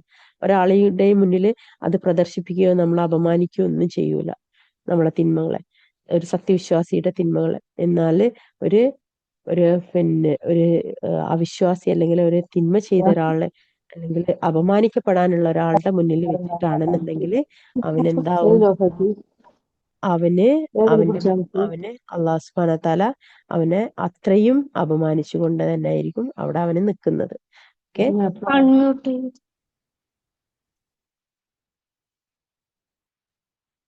അൽഹംദുലില്ലാ. അപ്പം ഇത് ഇത്രയാണ് മനുഷ്യന് അതിനെ കുറിച്ചിട്ട് മനസ്സിലാക്കാനുള്ളത്. അവന് അവന്റെ അതായത് അള്ളാഹു സുബ്ഹാനഹു വതആല പറയുന്നു, അവൻ ആകാശത്ത് നിന്ന് ഭൂമിയിലേക്ക് കാര്യങ്ങൾ നിയന്ത്രിച്ചയക്കുന്നു. അള്ളാഹു സുബ്ഹാനഹു വതആല പിന്നീട് ഒരു ദിവസം കാര്യം അവങ്കിലേക്ക് ഉയർന്നു പോകുന്നു. നിങ്ങൾ കണക്കാക്കുന്ന തരത്തിലുള്ള 1000 വർഷമാകുന്നു ആ ഒരു ദിവസത്തിന്റെ അളവ്. അദൃശ്യവും ദൃശ്യവും അറിയുന്നവൻ, പ്രതാപിയും കരുണാനിധിയുമാകുന്നു അവൻ. അവൻ സൃഷ്ടിച്ച എല്ലാ വസ്തുക്കളെയും വിശിഷ്ടമാക്കിയവനത്രേ അവൻ. മനുഷ്യന്റെ സൃഷ്ടി കളിമണ്ണിൽ നിന്ന് അവൻ ആരംഭിച്ചു. പിന്നെ അവന്റെ സന്തതിയെ നിസാരമാക്കുന്ന ഒരു വെള്ളത്തിന്റെ സത്തിൽ നിന്ന് അവൻ ഉണ്ടാക്കി. അതായത് ആദ്യം മനുഷ്യന്, അതായത് ആദം അലൈഹി ഇസ്ലാമിനെ കളിമണ്ണിൽ നിന്നാണ് സൃഷ്ടിച്ചത്. പിന്നെ എന്ത് ചെയ്തു അല്ലാഹു സുബ്ഹാനഹു വതആല ആ മനുഷ്യന്റെ ശരീരത്തിൽ നിന്ന് എന്ത് ചെയ്തു, അവന് അവന് ഒരു വെള്ളത്തിന്റെ സത്ത ഉണ്ടാക്കിയിട്ട് അതിൽ നിന്ന് സന്തതികളെ ഉണ്ടാക്കിയെടുത്തു എന്നാണ്. ഓക്കെ. അപ്പം എല്ലാവരും ചോദിക്കും, കളിമണ്ണിൽ നിന്ന് സൃഷ്ടിച്ചു എന്ന് പറയുന്നു. പക്ഷെ നമ്മൾ അതല്ലല്ലോ സംഭവിക്കുന്നത്. നമ്മൾ എങ്ങനെയാണ്, നമ്മൾ ഇണ ചേർന്നിട്ടാണല്ലോ കുഞ്ഞുങ്ങൾ ഉണ്ടാവുന്നത്. നമുക്ക് വെള്ളത്തുള്ളികളിൽ നിന്നാണല്ലോ കുഞ്ഞുങ്ങൾ ഉണ്ടാവുന്നത്. അപ്പൊ അതെങ്ങനെയാണ് എന്ന് ചോദിക്കാറുണ്ട്. അതാണ് അള്ളാഹ് ഇവിടെ പൂർത്തിയാക്കിയത്. അതായത് ആദ്യ മനുഷ്യൻ അള്ളാഹു സുബ്ഹാനഹു വതആല കളിമണ്ണിൽ നിന്ന് സൃഷ്ടിച്ചു. എന്നിട്ട് അതിനുശേഷം അവന്റെ ഉള്ളിൽ ഒരു ഒരു വെള്ളത്തിന്റെ തുള്ളി സത്ത ഉണ്ടാക്കി. ആ സത്തയിൽ നിന്ന് അവന് പുതിയ സൃഷ്ടിപ്പ് ആരംഭിച്ചു. അതായത് മനുഷ്യ സൃഷ്ടിപ്പ്, അതിൽ നിന്ന് പുതിയത് ഉണ്ടായി വന്നു എന്നുള്ളതാണ്. പിന്നെ അവനെ ശരിയായ രൂപത്തിലാക്കുകയും തന്റെ വകയായ ആത്മാവ് അവനിൽ ഊതുകയും ചെയ്തു. നിങ്ങൾക്ക് അവൻ കേൾവിയും കാഴ്ചയും ഹൃദയങ്ങളും ഉണ്ടാക്കി തരികയും ചെയ്തു. കുറച്ചു മാത്രമേ നിങ്ങൾ നന്ദി കാണിക്കുന്നുള്ളൂ. ഓക്കെ. അതാണ് ഉമ്മാന്റെ വയറ്റിലുള്ളപ്പം അള്ളാഹു സുബ്ഹാനഹു വതആല ഈ ജിബ്രീൽ അലൈഹി ഇസ്ലാം വഴിയിട്ട് റൂഹ് ഊതുന്നുണ്ട്. ഓരോ ഗർഭിണിയുടെയും അടുത്ത് ജിബ്രീൽ അലൈഹി ഇസ്ലാം വന്നു പോകുന്നുണ്ട്. സുബ്ഹാനല്ലാഹ്, ഒന്ന് ആലോചിച്ച് നോക്കി, എന്തൊരു ഭംഗിയാണത്. ഓരോ ഓരോ ഗർഭിണിയായിരിക്കുന്ന ഒരു സ്ത്രീയുടെ അടുത്തും ഈ ജിബ്രീൽ അലൈഹി ഇസ്ലാം വരുന്നുണ്ട്, അള്ളാഹുവിന്റെ റൂഹ് ഊതാൻ വേണ്ടിയിട്ട്. അപ്പൊ ആ സ്ത്രീ എത്ര അഭിമാനത്തോട് കൂടിയിട്ട് കാത്തിരിക്കേണ്ട ഒരു ദിവസങ്ങളാണ് അതൊക്കെ. വയറ്റിലുണ്ടെന്ന് അറിഞ്ഞു കഴിഞ്ഞാല് അവള് കാത്തിരിപ്പാണ് അല്ലെ. റൂഹ് ഊതാൻ വരും ഓരോ ദിവസവും രാത്രിയിൽ. അത്രയും പ്രേഷ്യസ് ആയിട്ട്, അത്രയും അഭിമാനത്തോട് കൂടിയിട്ട് ഒരു കാത്തിരിപ്പാണ് ശരിക്കും ഗർഭിണി എന്ന് പറയുന്നത്. അവള് ശരിക്കും അത്രയും എന്താ പറയാ, അള്ള അനുഗ്രഹിച്ചു നിർത്തിയ ഒരു സ്ത്രീയാണത്. അപ്പൊ അവള് ആ കിട്ടിയ ആ അനുഗ്രഹത്തിന് അത്രയും നന്ദി കാണിച്ചുകൊണ്ട്, സുജൂദ് ചെയ്തുകൊണ്ട്, ഖുർആൻ പാരായണം നടത്തിക്കൊണ്ട് അവൾ ആ ഒരു 9 മാസം അവൾ അതിനെ അത്രയും ഭംഗിയിൽ കൊണ്ട് നടക്കുന്നത്. ഇന്ന് എന്താണ് ഒരു വയറ്റിലുള്ള ഒരു പെണ്ണ് എന്തൊക്കെയാണ് ചെയ്യുന്നത്? ഒരു പ്രഗ്നന്റ് ആയ ഒരു പെണ്ണിന്റെ കാട്ടിക്കൂട്ടൽ ഇന്നത്തെ കാലത്ത് എന്താണ്? എന്തെല്ലാം ഒരു ഒരു ഒരു ഒരു ആഭാസത്തരത്തിൽ കൂടിയാണ് ഒരു ഗർഭിണിയായ സ്ത്രീ ഇന്ന് നടന്നു പോകുന്നത്. അള്ളാഹ് റൂഹ് ഊതാൻ വേണ്ടിയിട്ട് ജിബ്രീൽ അലൈഹി ഇസ്ലാമിനെ അയക്കുന്ന ഒരു ഒരു ഒരു സ്ത്രീയാണ് അവള്. അവളെ എന്താണ് കാട്ടിക്കൂട്ടുന്നത്? വയറ്റിലുണ്ടെന്ന് പറഞ്ഞ് അറിഞ്ഞു കഴിഞ്ഞിട്ടുണ്ടെന്നുണ്ടെങ്കിൽ അതിനൊരു ഒരു ഒരു മാമാങ്കം. അതിന്റെ അടുത്ത് കഴിഞ്ഞിട്ടുണ്ടെന്നുണ്ടെങ്കിൽ അതിനെ കുളിപ്പിക്കുന്ന ഇപ്പൊ എന്താ ഷവർ, ബേബി ഷവർ, എന്തൊക്കെയോ ഷവറുകൾ. എന്തെല്ലാം ഒരു ആഭാസത്തരത്തിൽ കൂടിയാണോ ഒരു സ്ത്രീ പോകാൻ പറ്റുക, അതൊക്കെ ചെയ്തിട്ടാണ് അവൾ പ്രസവിക്കുന്നത്. എന്നിട്ട് ആ കുട്ടിക്ക് എന്താ വേണ്ടത്? കുട്ടി അത്രയും സാലിഹായ സന്താനാവണം. ആരോടാ അവൾ ചോദിക്കുന്നത്? എന്ത് സാലിഹത്താണ് ചോദിച്ചത്? ആഭാസരത്തിന്റെ എല്ലാതും കഴിഞ്ഞിട്ടാണ് അവള് കുട്ടിനെ പ്രസവിക്കുന്ന സമയത്ത് നല്ല സുഖപ്രസവമാവണം. അത് കൂടാതെ ആ കുട്ടി ഭയങ്കര ഭംഗിയുള്ള മൊഞ്ചുള്ളതാവണം. പിന്നെ അതിന്റെ അപ്പുറത്തുള്ളതാവണം. അത് കഴിഞ്ഞിട്ട് അത് ഭയങ്കര സാലിഹത്തായിട്ട് വരണം ആ കുട്ടി. എല്ലാ ആഭാസത്തരം കഴിഞ്ഞ് 9 മാസം കഴിഞ്ഞിട്ട് ആ കുഞ്ഞിനെ അള്ളാഹ് എല്ലാം പൂർത്തിയാക്കിയിട്ട് ഏറ്റവും ഭംഗിയിലാക്കിയിട്ടാണ് കൊടുക്കണം അവൾക്ക്. നിങ്ങളാണ് ഒരു സൃഷ്ടിപ്പ് ഉണ്ടാക്കുന്നത്, നിങ്ങളാണ് ഒന്നിനെ നിങ്ങൾ നന്നാക്കി എടുക്കുന്നതെന്നുണ്ടെങ്കിൽ നിങ്ങൾ കൊടുക്കുവോ? നമ്മളാണെങ്കിൽ കൊടുക്കുവോ ഈ കാട്ടിക്കൂട്ടലിന്? നമ്മളോട് ചോദിച്ചു നോക്കുക. എന്താണ് നമ്മൾ ചെയ്ത കർമ്മത്തിന്റെ ഫലമാണ് നമ്മൾ അനുഭവിക്കുന്നത്. എന്നിട്ട് അല്ലാഹു സുബ്ഹാനഹു വതആല പറയുന്നു, അവനെ ശരിയായ രൂപത്തിലാക്കുകയും തന്റെ വകയായുള്ള ആത്മാവ് അവനിൽ ഊതുകയും ചെയ്തു. നിങ്ങൾക്ക് അവൻ കേൾവിയും കാഴ്ചയും ഹൃദയങ്ങളും ഉണ്ടാക്കി തരികയും ചെയ്തു. കുറച്ചു മാത്രമേ നിങ്ങൾ നന്ദി കാണിക്കുന്നുള്ളൂ. ഇതാണ് സത്യം. മനുഷ്യന് അത്ര കുറച്ചേ കാണിക്കുന്നുള്ളൂ. അവനക്ക് അറിയുന്നില്ല. അവനക്ക് ഒരു ഉമ്മ പറഞ്ഞു കൊടുക്കണ്ടേ, നീ റൂഹ് ഊതുന്ന സമയങ്ങളാണ് മോളെ, ഇങ്ങനെ നീ ശ്രദ്ധയോട് കൂടിയിട്ട് നിൽക്കണം. ഈ ഒരു 9 മാസം ശ്രദ്ധയിൽ നിൽക്കണം. ഒക്കെ ഉമ്മമാര് പറഞ്ഞു കൊടുക്കണം മക്കൾക്ക്. ദാ നിന്റെ നിന്റെ ജീവിതത്തിന്റെ ഏറ്റവും വലിയൊരു ഘട്ടാണത്. കാരണം ഇനി വരും തലമുറയെ എടുക്കുന്ന ഒരു ഉമ്മയാണത്. അപ്പൊ ആ ഉമ്മാന്റെ വയറ്റിലുള്ള കുഞ്ഞിനെ കുറിച്ചിട്ട് ആ ഉമ്മക്ക് നല്ല ശ്രദ്ധ വേണം. അത് മാത്രമല്ല ആ ഉമ്മ എപ്പോഴും ഇൽമ കൊണ്ട് അവള് നിക്കണം. ആ കുഞ്ഞ് അതൊക്കെ കാണുന്നുണ്ട്. വയറ്റിലുണ്ട് എന്നുള്ളത് കൊണ്ട് കുഞ്ഞൊന്നും അറിയാതിരിക്കുന്നില്ല. കുഞ്ഞ് ഉമ്മാന്റെ ശ്വാസം വരെ അറിയുന്നുണ്ട്. ഉമ്മ വലിക്കുന്ന ശ്വാസം വരെ ആ കുഞ്ഞറിയുന്നുണ്ട്. ഒരു പിതാവ് ആ ഉമ്മാന്റെ അടുത്ത് വന്ന് നിന്ന് സംസാരിക്കുന്നത് വരെ കുഞ്ഞ് തിരിച്ചറിയുന്നുണ്ട്. തന്റെ വാപ്പയാണ് ഉമ്മാന്റെ അടുത്തുള്ളത് എന്നുള്ളത് കുഞ്ഞിന് അറിയാൻ പറ്റുന്നുണ്ട്. അത്രയും സൂക്ഷ്മത ആ കുഞ്ഞിന് കിട്ടുന്നുണ്ട്. ആ വയറ്റിന്റെ ഉള്ളിൽ ഇരുന്നിട്ട് ആ കുഞ്ഞ് അത് അറിയുന്നുണ്ട്. ഒരു കുഞ്ഞിനെ സ്കാനിങ്ങിന് കൊണ്ടുപോയിട്ടുണ്ടെങ്കിൽ ഒരു ഇത് പറഞ്ഞു തരാണ്. നമ്മൾ സ്കാനിങ്ങിന് പോയിട്ടുണ്ടെന്നുണ്ടെങ്കിൽ സ്കാൻ ചെയ്യുന്ന സമയത്ത് കുഞ്ഞുങ്ങളെ മുഖം കുഞ്ഞുങ്ങൾ കാണിച്ചു കൊടുക്കൂല. സ്കാൻ ചെയ്യുമ്പം അത് സ്കാൻ ചെയ്യുന്നിടത്തുനിന്ന് പറഞ്ഞതാണ്, എൻ്റെ അടുത്ത് നേരിട്ട് പറഞ്ഞതാണ്. അതായത് കുഞ്ഞിന്റെ മുഖം കുഞ്ഞ് കാണിച്ചു തരൂല. കുഞ്ഞിങ്ങനെ മറച്ചു പിടിക്കുന്നു, കൈ കൊണ്ട് ഇങ്ങനെ മറച്ചു പിടിക്കുന്നു. അത് നോർമലാണെന്ന് അവര് പറയാണ്. മുഖം കാണുന്നുണ്ടായിരുന്നില്ല. അപ്പൊ പറയാണ് കുഞ്ഞ് കാണിച്ചു തരൂല, അതാണ് അങ്ങനെ. അത്രത്തോളം സൂക്ഷ്മത ആ കുഞ്ഞ് കാണിക്കുന്നുണ്ട് ഉള്ളിന്ന്. അപ്പൊ നമ്മളൊക്കെ എവിടെയാണ് നമുക്ക് നമ്മളെ വയറ്റിലുള്ള സമയത്ത് നമ്മൾ ആ കുഞ്ഞിനോട് കാണിക്കേണ്ട അദബുകൾ എന്തെല്ലാം നമ്മൾ ചെയ്തു? ആ കുഞ്ഞിന് കൊടുക്കേണ്ട തർബിയത്ത് എത്രത്തോളം നമ്മൾ കൊടുത്തൊരുമ്മ? കുഞ്ഞിനോട് സംസാരിക്കണം എന്നാ, വയറ്റിലുള്ള കുഞ്ഞിനോട് സംസാരിക്കണം എന്ന്. എന്തെങ്കിലും പെട്ടെന്ന് ശബ്ദങ്ങളൊക്കെ ഉണ്ടായിട്ടുണ്ടെങ്കിൽ കുഞ്ഞിനോട് പറയണം എന്നാ, സാരില്ല കേട്ടോ, പേടിക്കണ്ട പേടിക്കണ്ട എന്ന് പറഞ്ഞു കൊടുക്കണം എന്നാ. കുഞ്ഞ് പേടിക്കുന്നു. നമ്മളെ പുറത്തുനിന്ന് ഒരു വാതിൽ പെട്ടെന്ന് അടയൂലേ, അതിന് വരെ നമ്മുടെ വയറ്റിലിരിക്കുന്ന കുഞ്ഞ് പെട്ടെന്ന് ഞെട്ടുന്നു. അതുവരെ കുഞ്ഞിന് പറഞ്ഞു കൊടുക്കണം, പേടിക്കണ്ട കേട്ടോ അവനെ, അല്ലെങ്കിൽ മോളെ പേടിക്കണ്ട കേട്ടാ. കുഞ്ഞിനെ സമാധാനിപ്പിക്കണം നമ്മൾ കൈകൊണ്ട് പുറത്തുനിന്ന്. ഒക്കെ ഒന്നും ഒരു അറിവും ഇല്ല, എന്തൊക്കെയോ കാട്ടിക്കൂട്ടി ഇന്നത്തെ കാലഘട്ടത്തില് മനുഷ്യന് നടക്കുന്നു എന്നുള്ളതാണ്. അതിനുശേഷം അള്ളാഹു സുബ്ഹാനഹു വ തആല പറയുന്ന, അവർ അവിശ്വാസികൾ പറഞ്ഞു, ഞങ്ങൾ ഭൂമിയിൽ ലയിച്ച് അപ്രത്യക്ഷരായാൽ പോലും ഞങ്ങൾ പുതുതായി സൃഷ്ടിക്കപ്പെടുമെന്നോ? അല്ല, അവർ തങ്ങളുടെ രക്ഷിതാവിനെ കണ്ടുമുട്ടുന്നതിനെ നിഷേധിക്കുന്നവരാകുന്നു. നബിയെ പറയുക, നിങ്ങളുടെ കാര്യത്തിൽ ഏൽപ്പിക്കപ്പെട്ട മരണത്തിന്റെ മലക്ക് നിങ്ങളെ മരിപ്പിക്കുന്നതാണ്, പിന്നീട് നിങ്ങളുടെ രക്ഷിതാവിലേക്ക് നിങ്ങൾ മടക്കപ്പെടുന്നതാണ്. കുറ്റവാളികൾ തങ്ങളുടെ രക്ഷിതാവിന്റെ അടുക്കൽ തല താഴ്ത്തിക്കൊണ്ട് പറയും, ഞങ്ങളുടെ രക്ഷിതാവേ, ഞങ്ങളിത് നേരിൽ കാണുകയും കേൾക്കുകയും ചെയ്തിരിക്കുന്നു. അതിനാൽ ഞങ്ങളെ നീ തിരിച്ചയച്ചു തരണമെങ്കിൽ ഞങ്ങൾ നല്ലത് പ്രവർത്തിച്ചു കൊള്ളാം. തീർച്ചയായും ഞങ്ങൾ ഇപ്പോൾ ദൃഢവിശ്വാസമുള്ളവരാകുന്നു എന്ന് പറയുന്ന സന്ദർഭം നീ കാണുകയാണെങ്കിൽ അത് എന്തൊരു കാഴ്ചയായിരിക്കും. അതായത് കുറ്റവാളികള് നാളെ പരലോകത്ത് അള്ളാന്റെ മുമ്പിൽ നിൽക്കുമ്പോൾ പറയും, അള്ളാഹ് ഞങ്ങളൊക്കെ മനസ്സിലായി, ഇപ്പൊ ഞങ്ങൾക്കൊക്കെ സത്യം മനസ്സിലായിട്ടുണ്ട്, ഞങ്ങളൊന്ന് തിരിച്ച് മടക്കി തന്നാല് ഞങ്ങൾ നല്ല രീതിയിൽ ഞങ്ങൾ ജീവിച്ചോളാം. നിങ്ങളൊന്ന് ആലോചിച്ച് നോക്കി ആ ഒരു സമയം എന്തായിരിക്കും എന്നുള്ളത്. താൻ ഉദ്ദേശിച്ചിരുന്നെങ്കിൽ ഓരോ ആൾക്കും തന്റെ സന്മാർഗം നൽകുമായിരുന്നു. എന്നാൽ ജിന്നുകൾ മനുഷ്യർ എന്നീ രണ്ട് വിഭാഗത്തെയും കൊണ്ട് ഞാൻ നരകം നിറയ്ക്കുക തന്നെ ചെയ്യും എന്ന എന്റെ പക്കൽ നിന്നുള്ള വാക്ക് സ്ഥിരപ്പെട്ട് കഴിഞ്ഞിരിക്കുന്നു. അതായത് നരകത്തിൽ ജിന്നുകളും മനുഷ്യരെയും കൊണ്ട് വിറകുകളാക്കും എന്നുള്ള പറഞ്ഞത് അത് സ്ഥിരമായിട്ടുണ്ട് എന്ന്. അതായത് അതിൻ്റെ ഉള്ളിലേക്ക് നിറക്കാൻ മാത്രമുള്ള മനുഷ്യരും ജിന്നുകളും നാളെ പരലോകത്ത് വന്ന് നിൽക്കും എന്നുള്ളതാണ്. ആകയാൽ നിങ്ങളുടെ ഈ ദിവസത്തെ കണ്ടുമുട്ടുന്ന കാര്യം നിങ്ങൾ മറന്നു കളഞ്ഞതിന്റെ ഫലമായി നിങ്ങൾ ശിക്ഷ ആസ്വദിച്ചു കൊള്ളുക. തീർച്ചയായും നിങ്ങൾ നാം മറന്നു കളഞ്ഞിരിക്കുന്നു. നിങ്ങൾ പ്രവർത്തിച്ചു കൊണ്ടിരുന്നതിന്റെ ഫലമായി ശാശ്വതമായി നിങ്ങൾ ആസ്വദിച്ചു കൊള്ളുക. നമ്മുടെ ദൃഷ്ടാന്തങ്ങൾ മുഖേന ഉത്ബോധനം നൽകപ്പെട്ടാൽ സാഷ്ടാംഗം പ്രണമിക്കുന്നവരായി വീഴുകയും തങ്ങളുടെ രക്ഷിതാവിനെ സ്തുതിച്ചുകൊണ്ട് പ്രകീർത്തിക്കുകയും ചെയ്യുന്നവർ മാത്രമേ നമ്മുടെ ദൃഷ്ടാന്തങ്ങളിൽ വിശ്വസിക്കുകയുള്ളൂ. അവർ അഹംഭാവം നടിക്കുകയില്ല. ഇതാണ് ഈ ആയത്തിലാണ് നമ്മൾ സുജൂദ് ചെയ്യുന്നത്. അതായത് എപ്പോഴും അള്ളാനെ പ്രകീർത്തിച്ചുകൊണ്ടായിരിക്കും സുജൂദ് ഉണ്ടാവുക. ഒക്കെ അള്ളാഹു അക്ബർ എന്ന് പറയുന്ന രീതിയിലായിരിക്കും സുജൂദിന്റെ ഘടന അള്ളാഹു സുബ്ഹാനഹു വ തആല ഖുർആനിൽ വെച്ചിട്ടുണ്ടാവുക.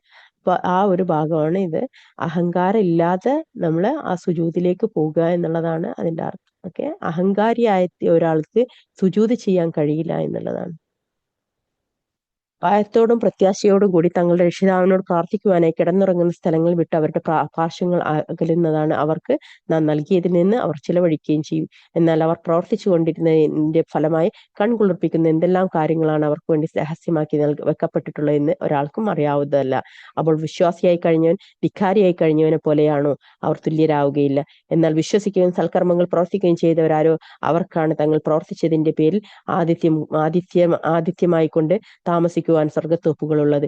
എന്നാൽ ധിക്കാരം കാണിച്ചവരാരോ അവരുടെ വാസസ്ഥലം നരകമാകുന്നു. അവർ അതിൽ നിന്ന് പുറത്തു കടക്കാൻ ഉദ്ദേശിക്കുമ്പോഴൊക്കെ അതിലേക്ക് തന്നെ അവർ തിരിച്ചയക്കപ്പെടുന്നതാണ്.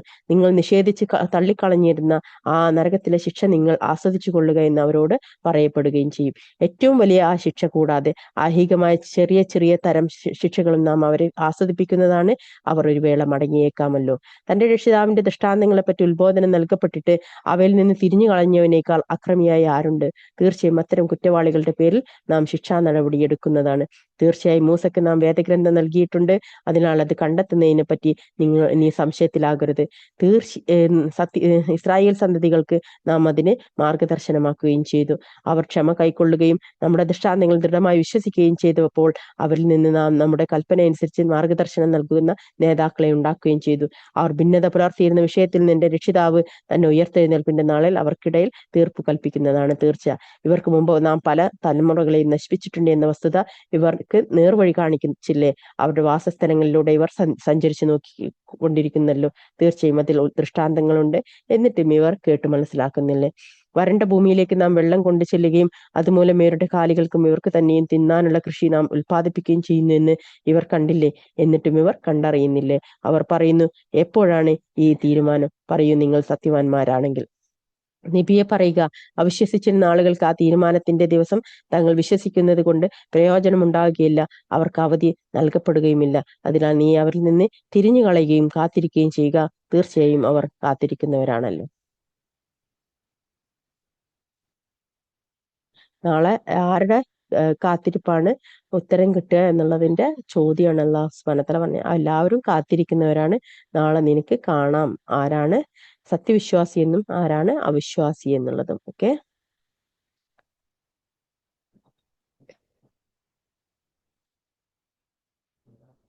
അൽഹംദുലില്ലാഹി റബ്ബിൽ ആലമീൻ. ഇത്രയാണ് ഈ ഒരു സൂറത്ത് സജ്ജതയിലുള്ള പഠിക്കാനുള്ള ഭാഗങ്ങള്. നമ്മളായിട്ട് തന്നെ നമ്മൾ മാറി വരിക എന്നുള്ളതല്ലാതെ അള്ളാഹു സുബ്ഹാനഹു വ തആല എന്താവൂല നമ്മ ഒരു പ്രയാസത്തിലും ആക്കിയിട്ടില്ല, നമ്മളൊരു വിഷമത്തിലും ആക്കിയിട്ടില്ല. നമുക്ക് നൽകിയ അനുഗ്രഹങ്ങൾ മുഴുവനും ഭൂമിയിൽ നിലനിൽക്കുന്നുണ്ട്. നമ്മളാണ് അത് എടുക്കേണ്ടതും അതിനെ നന്മയിലേക്ക് കൊണ്ടുവരേണ്ടതും അതിലെ നന്മ കണ്ടെത്തേണ്ടതും എല്ലാ കാര്യങ്ങളിലും നന്മ കണ്ടെത്തുക. നമുക്ക് വരുന്ന എല്ലാ പ്രയാസത്തിലും നമ്മൾ എന്ത് ചെയ്യുക? നമ്മള് കണ്ടെത്തുക എന്നുള്ളതാണ്. ഓക്കെ,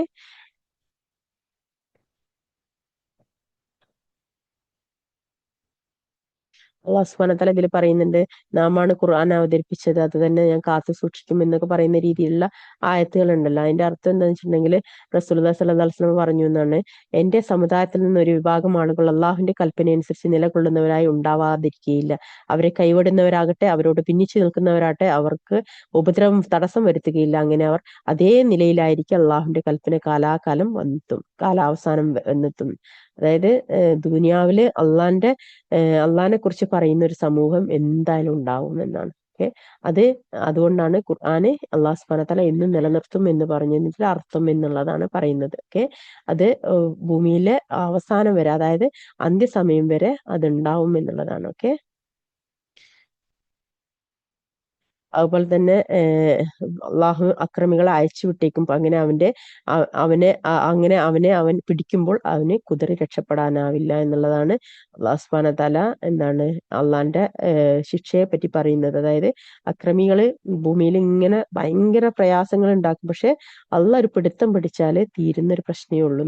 അങ്ങനെ പിടിക്കാതെ വെച്ചിട്ടുണ്ടെന്നുണ്ടെങ്കിൽ അത് സത്യവിശ്വാസിക്ക് അതിൽ നിന്ന് കൂടുതൽ അള്ളാഹുവിലുള്ള വിശ്വാസം കൂട്ടുകയും അള്ളാഹുലേക്ക് കൂടുതൽ മടങ്ങാനുള്ള ഒരു ആഹ്വാനം കൂടിയാണ്. ഓക്കെ, നന്മയിൽ വസിക്കുന്നവർക്ക് എപ്പോഴും അള്ളാഹുലേക്ക് മടങ്ങാനുള്ള ഒരു ആഹ്വാനം കൂടിയാണ്.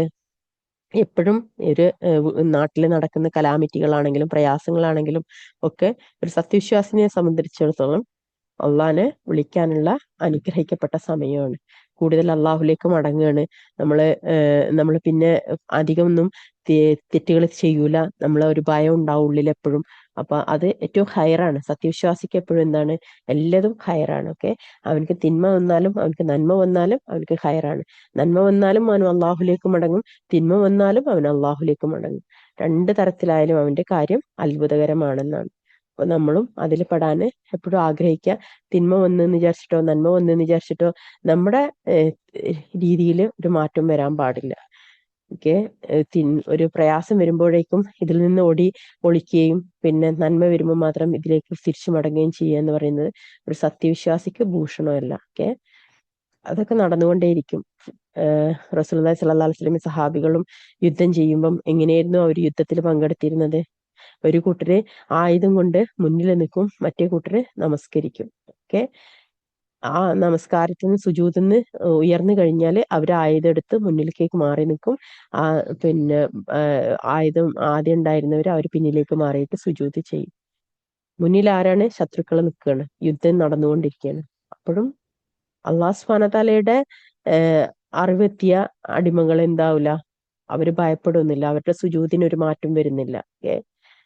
ഇത് നമ്മളാണ് നമ്മൾക്ക് എന്തെങ്കിലും ഒരു പ്രയാസം വരുമ്പോത്തിന് സുജൂദും ഇല്ല, നമസ്കാരവും ഇല്ല, ഖുർആൻ പാരായണവും ഇല്ല, ഭയം, പേടി, നമ്മള് എല്ലാത്തിൽ നിന്നും വിട്ടുമാറിക്കഴിഞ്ഞു. എന്നാല് നമ്മൾ ശരിക്കും അപ്പൊ എന്താ സംഭവിക്കേണ്ടിയിരുന്നത്? നമ്മൾ കൂടുതൽ അള്ളാഹിനെ വിളിക്കേണ്ട ഒരു സമയമായിരുന്നു അല്ലെ? അള്ളാഹിനെ കുറിച്ചുള്ള കലാമിനെ കുറിച്ച് പറയേണ്ട, ഏറ്റവും കൂടുതൽ പറയേണ്ട ഒരു സമയമാണ്. കാരണം നാളെ എന്നൊരു ദിവസം എനിക്ക് ഇല്ലെങ്കിലോ, ഞാൻ വേഗത്തിൽ കർമ്മം ചെയ്യട്ടെ എന്ന് ആഗ്രഹിക്കേണ്ട ഒരു സമയമാണ് അല്ലെ? പക്ഷെ നമ്മൾ എന്താ ചെയ്യുന്നത്? നമ്മള് ആ കലാമിറ്റിനെ കുറിച്ച് ചർച്ചയും അതിന്റെ അടുത്ത ഘട്ടം, അതിന്റെ വരാനുള്ള ഘട്ടം ഒക്കെ പറഞ്ഞ് നമ്മള് നടക്കുവോ നടക്കൂലേ എന്നറിയാത്തൊരു കാര്യത്തിനെ കുറിച്ച് സംസാരിച്ച് ചർച്ച ചെയ്ത് നമ്മളെ സമയം നഷ്ടപ്പെടുത്തി കളയാണ്. ഓക്കെ, അപ്പം നമ്മൾ നമ്മളോട് തന്നെ ചോദിക്കുക, നമ്മൾ എന്താണ് ഇപ്പൊ ചെയ്തുകൊണ്ടിരിക്കുന്നത്? നഷ്ടപ്പെടുത്തുകയാണോ അതോ നമ്മളെ കർമ്മങ്ങളുമായിട്ട് മുന്നേറുകയാണോ? എല്ലാവരും കർമ്മങ്ങളുമായിട്ട് മുന്നേറാൻ ശ്രമിക്കുക. കാരണം റമളാന് ഇത് പോകും, ഇപ്പൊ പോകും, കഴിഞ്ഞു. നമ്മൾ 15 ദിവസങ്ങൾ കഴിഞ്ഞു. ഇനി ഇനി ഒരു ഓട്ടമാണ്, ഇനി ഓട്ടത്തിന്റെ ഓട്ടമാണ്. കാരണം അത്രയും സ്പീഡായി കഴിഞ്ഞു. റമളാന്റെ അവസാനത്തിലെ 10ലേക്ക് എത്തിക്കഴിഞ്ഞാൽ അല്ലെ, നമുക്ക് പ്രയാസമായി തുടങ്ങി. റമളാന് കഴിഞ്ഞുകൊണ്ടിരിക്കുകയാണ്. ഓക്കെ, അപ്പം ഇത് നമ്മള് മനസ്സിലാക്കിക്കൊണ്ട് നമ്മള് വേഗത്തിൽ നമ്മൾ കർമ്മത്തിലേക്ക് തിരിയുക എന്നുള്ളതാണ് ഇതിൽ നിന്നൊരു സത്യവിശ്വാസി എടുക്കേണ്ട പാഠം. സോറി, അൽഹംദുലില്ലാ. അപ്പം അല്ലാതെ ഈ ചർച്ചയുടെ ഇതൊക്കെ നമുക്ക് ഇത് കഴിഞ്ഞിട്ട് റമദാൻ കഴിഞ്ഞിട്ടും ചെയ്യാം. ഇബ്ലീസാണ് നമ്മളെ കൊണ്ട് ഈ ചർച്ചയിൽ പങ്കെടുപ്പിച്ച് ചർച്ച ചെയ്യിപ്പിച്ച് കഥ വായിച്ച് സ്റ്റോറി വായിച്ച് പിന്നെ അവിടെ കത്തുന്നതും ഇവിടെ ഓടുന്നതും ഇവിടെ അടിക്കുന്നതും ഇവിടുന്ന് അങ്ങോട്ട് പോകുന്നതും വെറുതെ സമയം കളയാതെ ഈ ഒരു ദിവസങ്ങൾ മുന്നോട്ട് കൊണ്ടുപോവുക. ഇതാണ് ഒരു സത്യവിശ്വാസി മറ്റൊരു സത്യവിശ്വാസിക്ക് കൊടുക്കേണ്ട ഏറ്റവും വലിയ ഉപദേശം. ബാക്കിയുള്ള ഈ ചർച്ചകളും ഇതൊക്കെ നമുക്ക് റമദാൻ കഴിഞ്ഞിട്ടും ചെയ്യാം. കാരണം അവര് അത്രയും സമയം തരും. കാരണം റമദാനിൽ എല്ലാ കൊല്ലവും നടക്കുന്നതിന്റെ ഒന്ന് മാത്രമാണിത്. ഓക്കെ, അത് ഇബ്ലീസ് വേറൊരു വഴിക്ക് ഇങ്ങനെ തന്നെ ചെയ്യുക. അപ്പം അത് ശത്രുക്കളുമായിട്ട് ചെയ്തോട്ടെ. ഒരു സത്യവിശ്വാസി ഒരിക്കലും ആ ശത്രുക്കൾക്ക് വെള്ളം ഒഴിച്ചു കൊടുക്കാൻ വേണ്ടിയിട്ട് പിന്നെ കൊട പിടിക്കേണ്ട കാര്യമില്ല. ഓക്കെ, ഇത് നമ്മൾ മനസ്സിലാക്കിയാൽ മതി. അള്ളാഹു സുബ്ഹാനഹു വ തആല മനസ്സിലാക്കാൻ തൗഫീക്ക് നൽകട്ടെ. ഇനി ഏറ്റവും വലിയ എൻഡിങ് എന്താ? മരണമല്ലേ? അതെന്തായാലും ഒരു മനുഷ്യന് പറഞ്ഞിട്ടുള്ള ഒരു അവസ്ഥയല്ല. പിന്നെന്താ അതിലെന്തിനാ ഒരു സത്യവിശ്വാസി എന്തിനാ ഭയപ്പെടുന്നത്? ഓക്കെ, എത്ര പറഞ്ഞാലും വീണ്ടും അതിലേക്ക് തന്നെ പോകും. പറയുന്നത് ചിലപ്പോൾ ഇതായിരിക്കും, നിങ്ങളല്ലല്ലോ ആ സ്ഥാനത്ത് നിന്ന്. ശരിയാണ്, എന്റെ സ്ഥാനത്ത് ഞാൻ ആ സ്ഥാനത്തേക്ക് വന്നാൽ ചിലപ്പോൾ എന്തായിരിക്കും എന്നുള്ളത് എനിക്കറിയില്ല. കാരണം അള്ളാഹു സുബ്ഹാനഹു വ തആലയാണ് ആ ഒരു പരീക്ഷണം അള്ളാഹു സുബ്ഹാനഹു വ തആലയിൽ നിന്ന് വരുന്നതാണ്. അള്ളാഹ് പരീക്ഷിച്ചറിയുന്നു പറഞ്ഞിട്ടുണ്ട്. അപ്പം ഞാൻ എപ്പോഴും ദുആ ചെയ്യുന്നു, റബ്ബ് ആ ഒരു ക്ഷമയും ആ ഒരു ഇതും എല്ലാവർക്കും നൽകട്ടെ. പൊറുതികേട് കാണിക്കാതിരിക്കട്ടെ. മനുഷ്യന് പൊറുതികേട് കാണിക്കുക എന്ന് പറയും. അതായത് ഒരു പ്രയാസം വരുമ്പോൾ പൊറുതികേട് കാണിക്കുക, അതിൽ പെടാതിരിക്കാൻ എല്ലാവരും പരിശ്രമിക്കുക. ഇന്ന് നമ്മളിൽ പലരും പൊറുതികേട് കാണിച്ചുകൊണ്ടിരിക്കുകയാണ്. ഓക്കെ, പൊറുതികേടാണ് നടക്കുന്നത്. എല്ലാവർക്കും പൊറുതികേടാണ് അത് കാണുമ്പോൾ. അത് നമ്മള് അത് കാണണ്ടാന്നെ വെച്ചാൽ മതി. വരുമ്പോഴല്ലേ, തൊട്ടടുത്ത് വരുമ്പോ നോക്കാം. അപ്പോഴേ നോക്കേണ്ട കാര്യമുള്ളൂ. വെറുതെ എവിടെയോ നടക്കുന്ന നമുക്കൊന്നും ചെയ്യാൻ പറ്റില്ല. നമുക്ക് നിയന്ത്രിക്കാനും പറ്റില്ല. പിന്നെ ആ സമയം എന്തിനാ വെറുതെ നശിപ്പിക്കുന്നത്? നമുക്ക് നിയന്ത്രിക്കാൻ പറ്റുന്നതാണെങ്കിൽ നമുക്ക് നിയന്ത്രിക്കാം. നമുക്കോട്ട് നിയന്ത്രിക്കാനും പറ്റില്ല. അള്ള വെച്ച വിധി എന്തായാലും നടന്നുകൊണ്ടേയിരിക്കും. ഭരണാധികാരികൾ അനുസരിക്കുക എന്നതിലപ്പുറം നമുക്ക് വേറെ ഒന്നും ചെയ്യാനുമില്ല. പിന്നെ എന്തിനാ നമ്മൾ സമയത്ത് വെറുതെ നശിപ്പിച്ച് നമ്മുടെ ഈ റമളാൻ വെറുതെ ഒന്നും ഇല്ലാതാക്കി പോകുന്നത്? ഓക്കെ, ഇത് എല്ലാവരും ഒന്ന് മനസ്സിലാക്കിയാൽ ഹൈറായിരുന്നു. ജസാക്കുമുല്ലാഹ് ഖൈർ. അല്ലാഹു മുബാരിക്. അൽഹംദുലില്ലാഹി റബ്ബിൽ ആലമീൻ. എല്ലാവരും അത് അങ്ങോട്ടും ഇങ്ങോട്ടും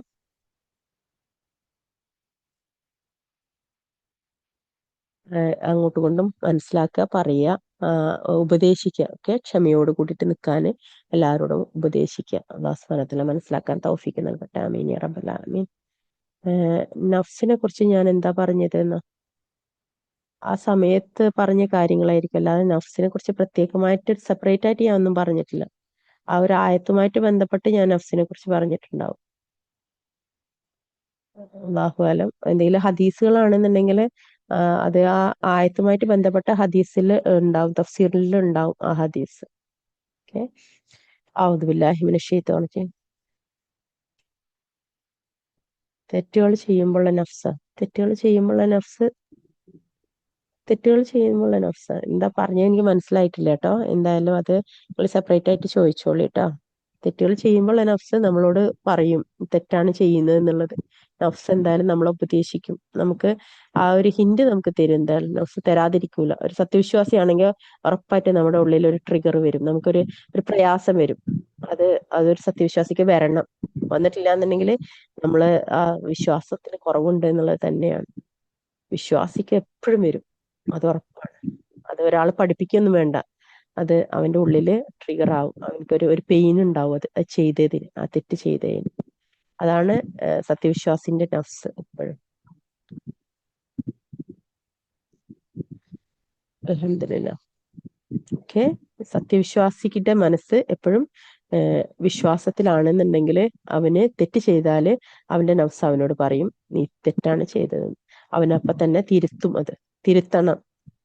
അവന് തിരിച്ചു മടങ്ങിപ്പോയിട്ട് എവിടെയാണോ നമുക്ക് ആ തെറ്റ് പറ്റിയത്, ആ തെറ്റ് പറ്റിയ ആളടുത്ത് നമ്മൾ അത് പറഞ്ഞ് തിരുത്തിയിട്ട് നമ്മൾ തിരിച്ചു മടക്കണം. കാരണം നമ്മളെ ആ ഒരു സാഹചര്യം പിന്നീട് നമുക്ക് കിട്ടൂല. ആ തെറ്റ് തിരുത്താനുള്ള സാഹചര്യം ആ ഒരു സമയത്ത് മാത്രമേ ഉള്ളൂ. ഇത് എല്ലാവരും മനസ്സിലാക്കണം. നമ്മള് മാതാപിതാക്കളുടെ അടുത്താണെങ്കിലും ഭർത്താവിന്റെ അടുത്താണെങ്കിലും മക്കളുടെ അടുത്ത് ആരടുത്താണെങ്കിലും നമ്മളെ കൂട്ടുകുടുംബങ്ങളുടെ അടുത്താണെങ്കിലും ഒരു തെറ്റ് ചെയ്താല് ഒരു സത്യവിശ്വാസിക്ക് അത് വിത്തിൻ 1 ഡേ, ഒരു ദിവസത്തിന്റെ ഉള്ളിൽ തന്നെ അവന്റെ ഉള്ളിൽ അത് മനസ്സിലാവും. അവനക്ക് അത് അറിയുകയും ചെയ്യും. അവന്റെ ഉള്ളിൽ അതിനുള്ള പെയിൻ ഉണ്ടാവുകയും ചെയ്യും. അവൻ എന്ത് ചെയ്യണം? അപ്പൊ തന്നെ ആരോടാണോ ഉള്ളത്, ഫോൺ എടുത്തിട്ടാണെങ്കിൽ ഫോൺ എടുത്തിട്ട്, ആളുകളോട് നേരിട്ടാണെങ്കിൽ നേരിട്ട് തിരിച്ച് മടങ്ങി ചെന്ന് അവരോട് ആ തെറ്റ് തിരുത്തി അവരോട് പൊറുക്കലിനെ ചോദിച്ച് മടങ്ങണം. എന്താന്ന് വെച്ചിട്ടുണ്ടെങ്കിൽ മലക്കുകൾ നമ്മളെ മുകളില് ആ കിതാബിൽ അത് എഴുതിയിട്ടുണ്ടാവും. അത് മായിച്ചിട്ട് വേണം മലക്കുകൾക്ക് അള്ളാന്റെ അടുത്തേക്ക് അത് പോയിട്ട് അത് രേഖപ്പെടുത്താനൊക്കെ. അത് രേഖപ്പെടുത്താൻ പോകുന്നതിന് മുമ്പാണ് ഈ തിരുത്തൽ നടക്കുന്നത്. അത് തിരുത്താതെ പോയാല് പിന്നെ അതൊരു പാപമായി മാറി. പിന്നെ നമ്മൾ എന്ത് ചെയ്യണം? പാപമോചനം തേടണം, ഇസ്തിഗ്ഫാർ ചെയ്യണം. അതിന്റെ ഇടയിൽ അള്ളാന്റെ അടുത്ത് നിന്ന് ചിലപ്പോൾ അതിന്റെ ശിക്ഷ ഇറങ്ങിയും ആ ശിക്ഷ അനുഭവിക്കണം. അത് കഴിഞ്ഞിട്ട് തിരുത്തുന്നതിനേക്കാൾ എത്രയോ ഹൈറാണ് എന്ത് അപ്പൊ കവള നമ്മൾ തിരുത്തുന്നത്. അപ്പൊ കപ്പള തിരുത്തുന്നതാണ് ഏറ്റവും ഹയറായിട്ടുള്ള മെത്തേഡ്. അത് ഒരു സത്യവിശ്വാസി ആണെങ്കിൽ എത്രയും വേഗത്തിൽ അത് തിരുത്തും ചെയ്യണം. അല്ലാത്തവർക്ക് അത് മനസ്സിലാവൂല, വിഷമം തോന്നൂല്ല. അവനതിൽ ഊറ്റം കൊള്ളുക ചെയ്യുക, അഭിമാനം കൊള്ളുക ചെയ്ത് ഞാൻ അവനോട് അങ്ങനെ പറഞ്ഞു, പിന്നെ കൊടുത്തത് ഇങ്ങോട്ട് തന്നതിന് ഞാൻ അങ്ങനെ നല്ല തിരിച്ചു കൊടുത്തിട്ടുണ്ട്, നല്ല അവനക്ക് അത് കിട്ടേണ്ടത് തന്നെയാണ്. അപ്പൊ അപ്പുറത്തെ ആളും അതന്നെ അവനക്ക് കൊടുത്തത് നന്നായിട്ടുണ്ട്, നീ പറഞ്ഞത് എന്തായാലും നന്നായിട്ട് ബെസ്റ്റ്, അങ്ങനെ തന്നെ വേണം, അവനക്ക് കൊടുക്കേണ്ടത് തന്നെയായിരുന്നു എന്നൊക്കെ പറഞ്ഞ് നമ്മളെ ഊറ്റം കൊള്ളിപ്പിക്കും. അത് അഭിമാനം കൊള്ളിപ്പിക്കുക, ദുരഭിമാനം. അതാണ് ദുരഭിമാനം എന്ന് പറയുന്നത്. അതിൽ അഭിമാനം കൊണ്ട് നമ്മളിങ്ങനെ ഇരിക്കും. നമ്മൾ അറിയ പോലും ഇല്ല ഇത് തെറ്റാണെന്നുള്ളത്. അത് സത്യവിശ്വാസിക്ക് ഉണ്ടാവില്ല അങ്ങനെ.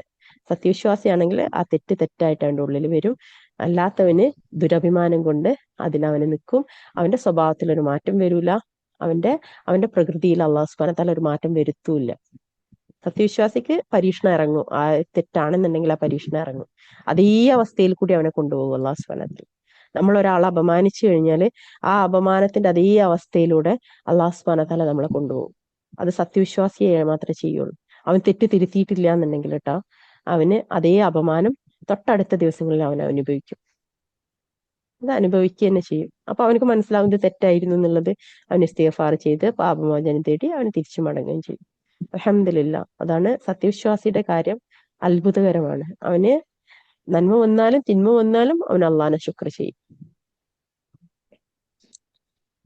الحمد لله رب العالمين. ربنا تقبل منا إنك أنت السميع العليم وتب علينا إنك أنت التواب الرحيم. ربنا آتنا في الدنيا حسنة وفي الآخرة حسنة وقنا عذاب النار. ربنا هب لنا من أزواجنا وذرياتنا قرة أعين واجعلنا للمتقين إماما. رب ارحمهما كما ربياني صغيرا. ربنا آتنا في الدنيا حسنة وفي الآخرة حسنة وقنا عذاب النار. ربنا هب لنا من أزواجنا وذرياتنا قرة أعين واجعلنا للمتقين إماما. رب ارحمهما كما ربياني صغيرا. رب هب لي من الصالحين رب هب لي من الصالحين رب هب لي من الصالحين رب هب لي من لدنك ذرية طيبة إنك سميع الدعاء. يا غني الله اغنني بفضلك من سواك. ربي انزل منزلا مباركا أنت خير المنزلين. اللهم يسر ولا تؤسر وتمم بالخير. ربي إني لما أنزلت إلي من خير فقير. سبحان الله الحمد لله لا إله إلا الله الله أكبر ولا حول ولا قوة إلا بالله. اللهم اغفر لي وارحمني واجبرني وارفعني وارزقني واهدني وعافني آمين يا رب العالمين. اللهم إنا نسألك جنات الفردوس الأعلى. اللهم إنا نسألك جنات الفردوس الأعلى. اللهم إنا نسألك جنات الفردوس الأعلى. ربنا آتنا من لدنك رحمة وهب لنا من أمرنا رشدا. رب اشرح لي صدري ويسر لي أمري. اللهم لا سهل إلا ما جعلته سهلا وأنت تجعل الحسن إذا شئت سهلا. الله ربي لا أشرك بشيء. لا إله إلا الله العليم العليم. لا إله إلا الله رب العرش العظيم. لا إله إلا الله رب السماوات رب الأرض رب العرش الكريم. അള്ളാഹുവെ, അറിഞ്ഞുകൊണ്ട് അറിയാതെ സംഭവിച്ചു എല്ലാ തെറ്റുകളും കുറ്റങ്ങളും പാപങ്ങളും ദോഷങ്ങളും ഞങ്ങൾക്ക് നീ പുറത്ത് മാപ്പാക്കി തരണമേ. اللهم إنك عفو تحب العفو فاعف عني. اللهم إنك عفو تحب العفو فاعف عني. اللهم إنك عفو تحب العفو فاعف عنا. അൽഹംദുലില്ലാ അൽഹംദുലില്ലാ അൽഹംദുലില്ലാ റബ്ബിൽ ആലമീൻ. അല്ലാഹുവേ, എല്ലാ ഹലാലായ മുറാദുകളും പരിപൂർണമായി പൂർത്തിയാക്കി തരണമേ. ഞങ്ങളോട് ദുആ കൊണ്ട് വസിയത്ത് ചെയ്തവരുടെ എല്ലാ ഹലാലായ മുറാദുകളും പൂർത്തീകരിച്ചു കൊടുക്കണമേ. പ്രയാസങ്ങൾ അനുഭവിക്കുന്നവരുടെ എല്ലാ പ്രയാസങ്ങളും നീക്കി കൊടുക്കണമേ. കടം കൊണ്ട് വലയുന്നവരുടെ എല്ലാ കടങ്ങളും അല്ലാഹുവേ നീ വീട്ടി കൊടുക്കണമേ. അല്ലാഹുവേ, നിന്നിലേക്ക് മടങ്ങിയവർക്ക് നീ മഗ്ഫിറത്തും മർഹമത്തും നൽകി അനുഗ്രഹിക്കണമേ. അല്ലാഹുവേ, ജീവിച്ചിരിക്കുന്നവർക്ക് നീ സമാധാനവും സന്തോഷം സംതൃപ്തിയും നൽകി അനുഗ്രഹിക്കണമേ. ഞങ്ങളുടെ മാതാപിതാക്കൾക്ക് ആയുസ്സും ആരോഗ്യം നൽകി അനുഗ്രഹിക്കണമേ. ആയുസ്സുള്ളവരത്തോളം കാലം അല്ലാഹുവേ അവർക്ക് ആരോഗ്യത്തോടു കൂടി ജീവിക്കാനുള്ള തൗഫീക്ക് നൽകി അനുഗ്രഹിക്കണമേ. റഹ്മാൻ അല്ലാഹു ഞങ്ങൾ സന്തതി പരമ്പരകളെ സ്വാലിഹീങ്ങളും ആരിഫീങ്ങളും ആഫിലും അനഹ്ലുകാരിൽ ഉൾപ്പെടുത്തി അനുഗ്രഹിക്കണമേ. അല്ലാഹുവേ, കടം കൊണ്ട് പ്രയാസപ്പെടുന്നവർക്ക് അല്ലാഹുവേ, പലിശ കൊണ്ട് പ്രയാസപ്പെടുന്നവരുടെ അവരുടെ എല്ലാ പ്രയാസങ്ങളും ബുദ്ധിമുട്ടുകളും വിഷമങ്ങളും നീ നീക്കി കൊടുക്കണമേ. യാ റഹ്മാൻ അല്ലാഹുവേ, യതീമായ മക്കൾക്ക് അല്ലാഹുവേ സമാധാനം നിറഞ്ഞ സന്തോഷം സംതൃപ്തി നിറഞ്ഞ ജീവിതം നൽകി അനുഗ്രഹിക്കണമേ. അവരുടെ പ്രയാസങ്ങളും ബുദ്ധിമുട്ടുകളും വിഷമങ്ങളും നീക്കി കൊടുക്കണമേ. അവരുടെ ജീവിതമാർഗങ്ങളെ നീ തുറന്നു കൊടുത്തവരോട് അവർ കരുണ കാണിക്കണമേ. അവർക്ക് സനാദത്ത് നൽകണമേ നാഥ. അല്ലാഹുവേ റഹ്മാൻ അല്ലാഹുവേ, അവർക്ക് ഉത്തമമായ കുടുംബ ജീവിതങ്ങൾ നൽകി അനുഗ്രഹിക്കണമേ. യാ റഹ്മാൻ അല്ലാഹുവേ, ഭവനങ്ങളില്ലാതെ പ്രയാസപ്പെടുന്നവരുടെ എല്ലാ പ്രയാസങ്ങളും നീക്കി കൊടുക്കുകയും വിശാലമായ ഭവനങ്ങൾ നൽകി അനുഗ്രഹിക്കുകയും ചെയ്യണമേ. യാ റഹ്മാൻ അല്ലാഹുവേ, മക്കളില്ലാതെ പ്രയാസപ്പെടുന്നവരുടെ എല്ലാ പ്രയാസങ്ങളും നീക്കി കൊടുക്കുകയും സാലിഹ്യങ്ങളായ ആയുസ്സും ആരോഗ്യമുള്ള സന്തതി പരമ്പരകളെ നൽകി അനുഗ്രഹിക്കണമേ. നിന്റെ മാർഗത്തിൽ ജീവിക്കാനും നിനക്ക് തൃപ്തിപ്പെട്ട രീതിയിൽ ജീവിക്കാനുള്ള തൗഫീക്ക് നൽകി അനുഗ്രഹിക്കണമേ. അള്ളാഹു സൂക്ഷ്മതയോടുകൂടി തഖ്വയോടുകൂടി അള്ളാഹുവെ നിന്റെ കിതാബിനെ അള്ളാഹുവെ മുറുകെ പിടിച്ചുകൊണ്ട് അള്ളാഹുവെ നിന്റെ ഖുർആനെ മുറുകെ പിടിച്ചുകൊണ്ട് ജീവിക്കാനുള്ള തൗഫീക്ക് ഞങ്ങൾക്ക് നീ നൽകി അനുഗ്രഹിക്കണമേ. അള്ളാഹുവെ നിന്നെ കുറിച്ച് സംസാരിക്കുന്ന അള്ളാഹുവെ നിന്റെ ഉത്തമരായ മജ്ലിസുകളിൽ അള്ളാഹുവെ ഞങ്ങൾക്ക് നീ ഇനി ഒരുപാട് അല്ലാഹുവേ ഇരിക്കാനും അല്ലാഹുവേ അമലുകൾ നേടാനും അല്ലാഹുവേ അറിവുകൾ നേടാനുള്ള തൗഫീക്ക് നൽകി അനുഗ്രഹിക്കണമേ. അല്ലാഹുവേ, റമളാൻ മാസത്തിൽ വിജയം വരിച്ചവരുടെ കൂട്ടത്തിൽ ഞങ്ങളെ ഉണ്ടകളെ ഞങ്ങളെ സന്തതി പരമ്പരകളെ ഉൾപ്പെടുത്തി അനുഗ്രഹിക്കണമേ. അല്ലാഹുവേ, സ്വർഗ്ഗത്തിന്റെ ഉന്നതികൾ അല്ലാഹുവേ നിന്നോട് ഞങ്ങൾ ചോദിക്കുന്നു. അല്ലാഹുവേ, ജന്നാത്തുൽ ഫിർദൗസിൽ ആലയിൽ നിന്നെ കണ്ടുമുട്ടാനുള്ള തൗഫീക്ക് നൽകി അനുഗ്രഹിക്കണമേ. ഞങ്ങൾ റസൂലുള്ളാഹി സ്വല്ലല്ലാഹു അലൈഹി വസല്ലമയുടെ കയ്യിൽ നിന്ന് അല്ലാഹുവേ ഹൗദുൽ കൗസറിൽ നിന്ന് ദാഹജലം കുടിക്കാനുള്ള തൗഫീക്ക് ഞങ്ങൾക്ക് നീ നൽകി അനുഗ്രഹിക്കണമേ. യാ റഹ്മാൻ അല്ലാഹുവേ, പരലോകത്ത് വിചാരണ കൂടാതെ അല്ലാഹുവേ സ്വർഗ്ഗം ലഭിച്ചവരുടെ കൂട്ടത്തിൽ ഞങ്ങളെയും ഞങ്ങളെ കുടുംബങ്ങളെയും ഉൾപ്പെടുത്തി അനുഗ്രഹിക്കണമേ. അല്ലാഹുവേ റഹ്മാൻ അല്ലാഹുവേ, ഞങ്ങളെ ഇണകളിൽ അല്ലാഹുവേ ഞങ്ങൾക്ക് കൺകുളിർമയും സമാധാനം സംതൃപ്തി ആയുസ്സ് ആരോഗ്യം നൽകി അനുഗ്രഹിക്കണമേ. യാ റഹ്മാൻ അല്ലാഹുവേ, ഞങ്ങളോട് ദുആ കൊണ്ട് വസിയത്ത് ചെയ്തവരുടെ എല്ലാ പ്രയാസങ്ങളും ബുദ്ധിമുട്ടുകളും വിഷമങ്ങളും നീക്കി കൊടുക്കുകയും അല്ലാഹുവേ മാറാരോഗം കൊണ്ടും അസുഖങ്ങൾ കൊണ്ട് പ്രയാസപ്പെടുന്നവരുടെ എല്ലാ പ്രയാസങ്ങളും നീക്കി കൊടുക്കണമേ. ഞങ്ങളെ അവരെ അള്ളാഹു എല്ലാ പ്രയാസങ്ങളിൽ നിന്ന് കാത്തുരക്ഷിക്കണമേ. ആമീൻ യാ റബ്ബൽ ആലമീൻ. ربنا تقبل منا إنك أنت السميع العليم وتب علينا إنك أنت التواب الرحيم.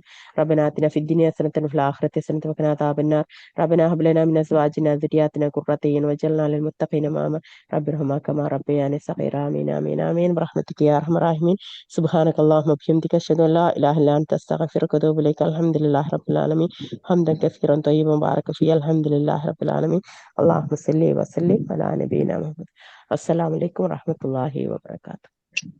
വലൈക്കും സലാം വറഹ്മത്തുള്ളാഹി വബറകാതുഹു.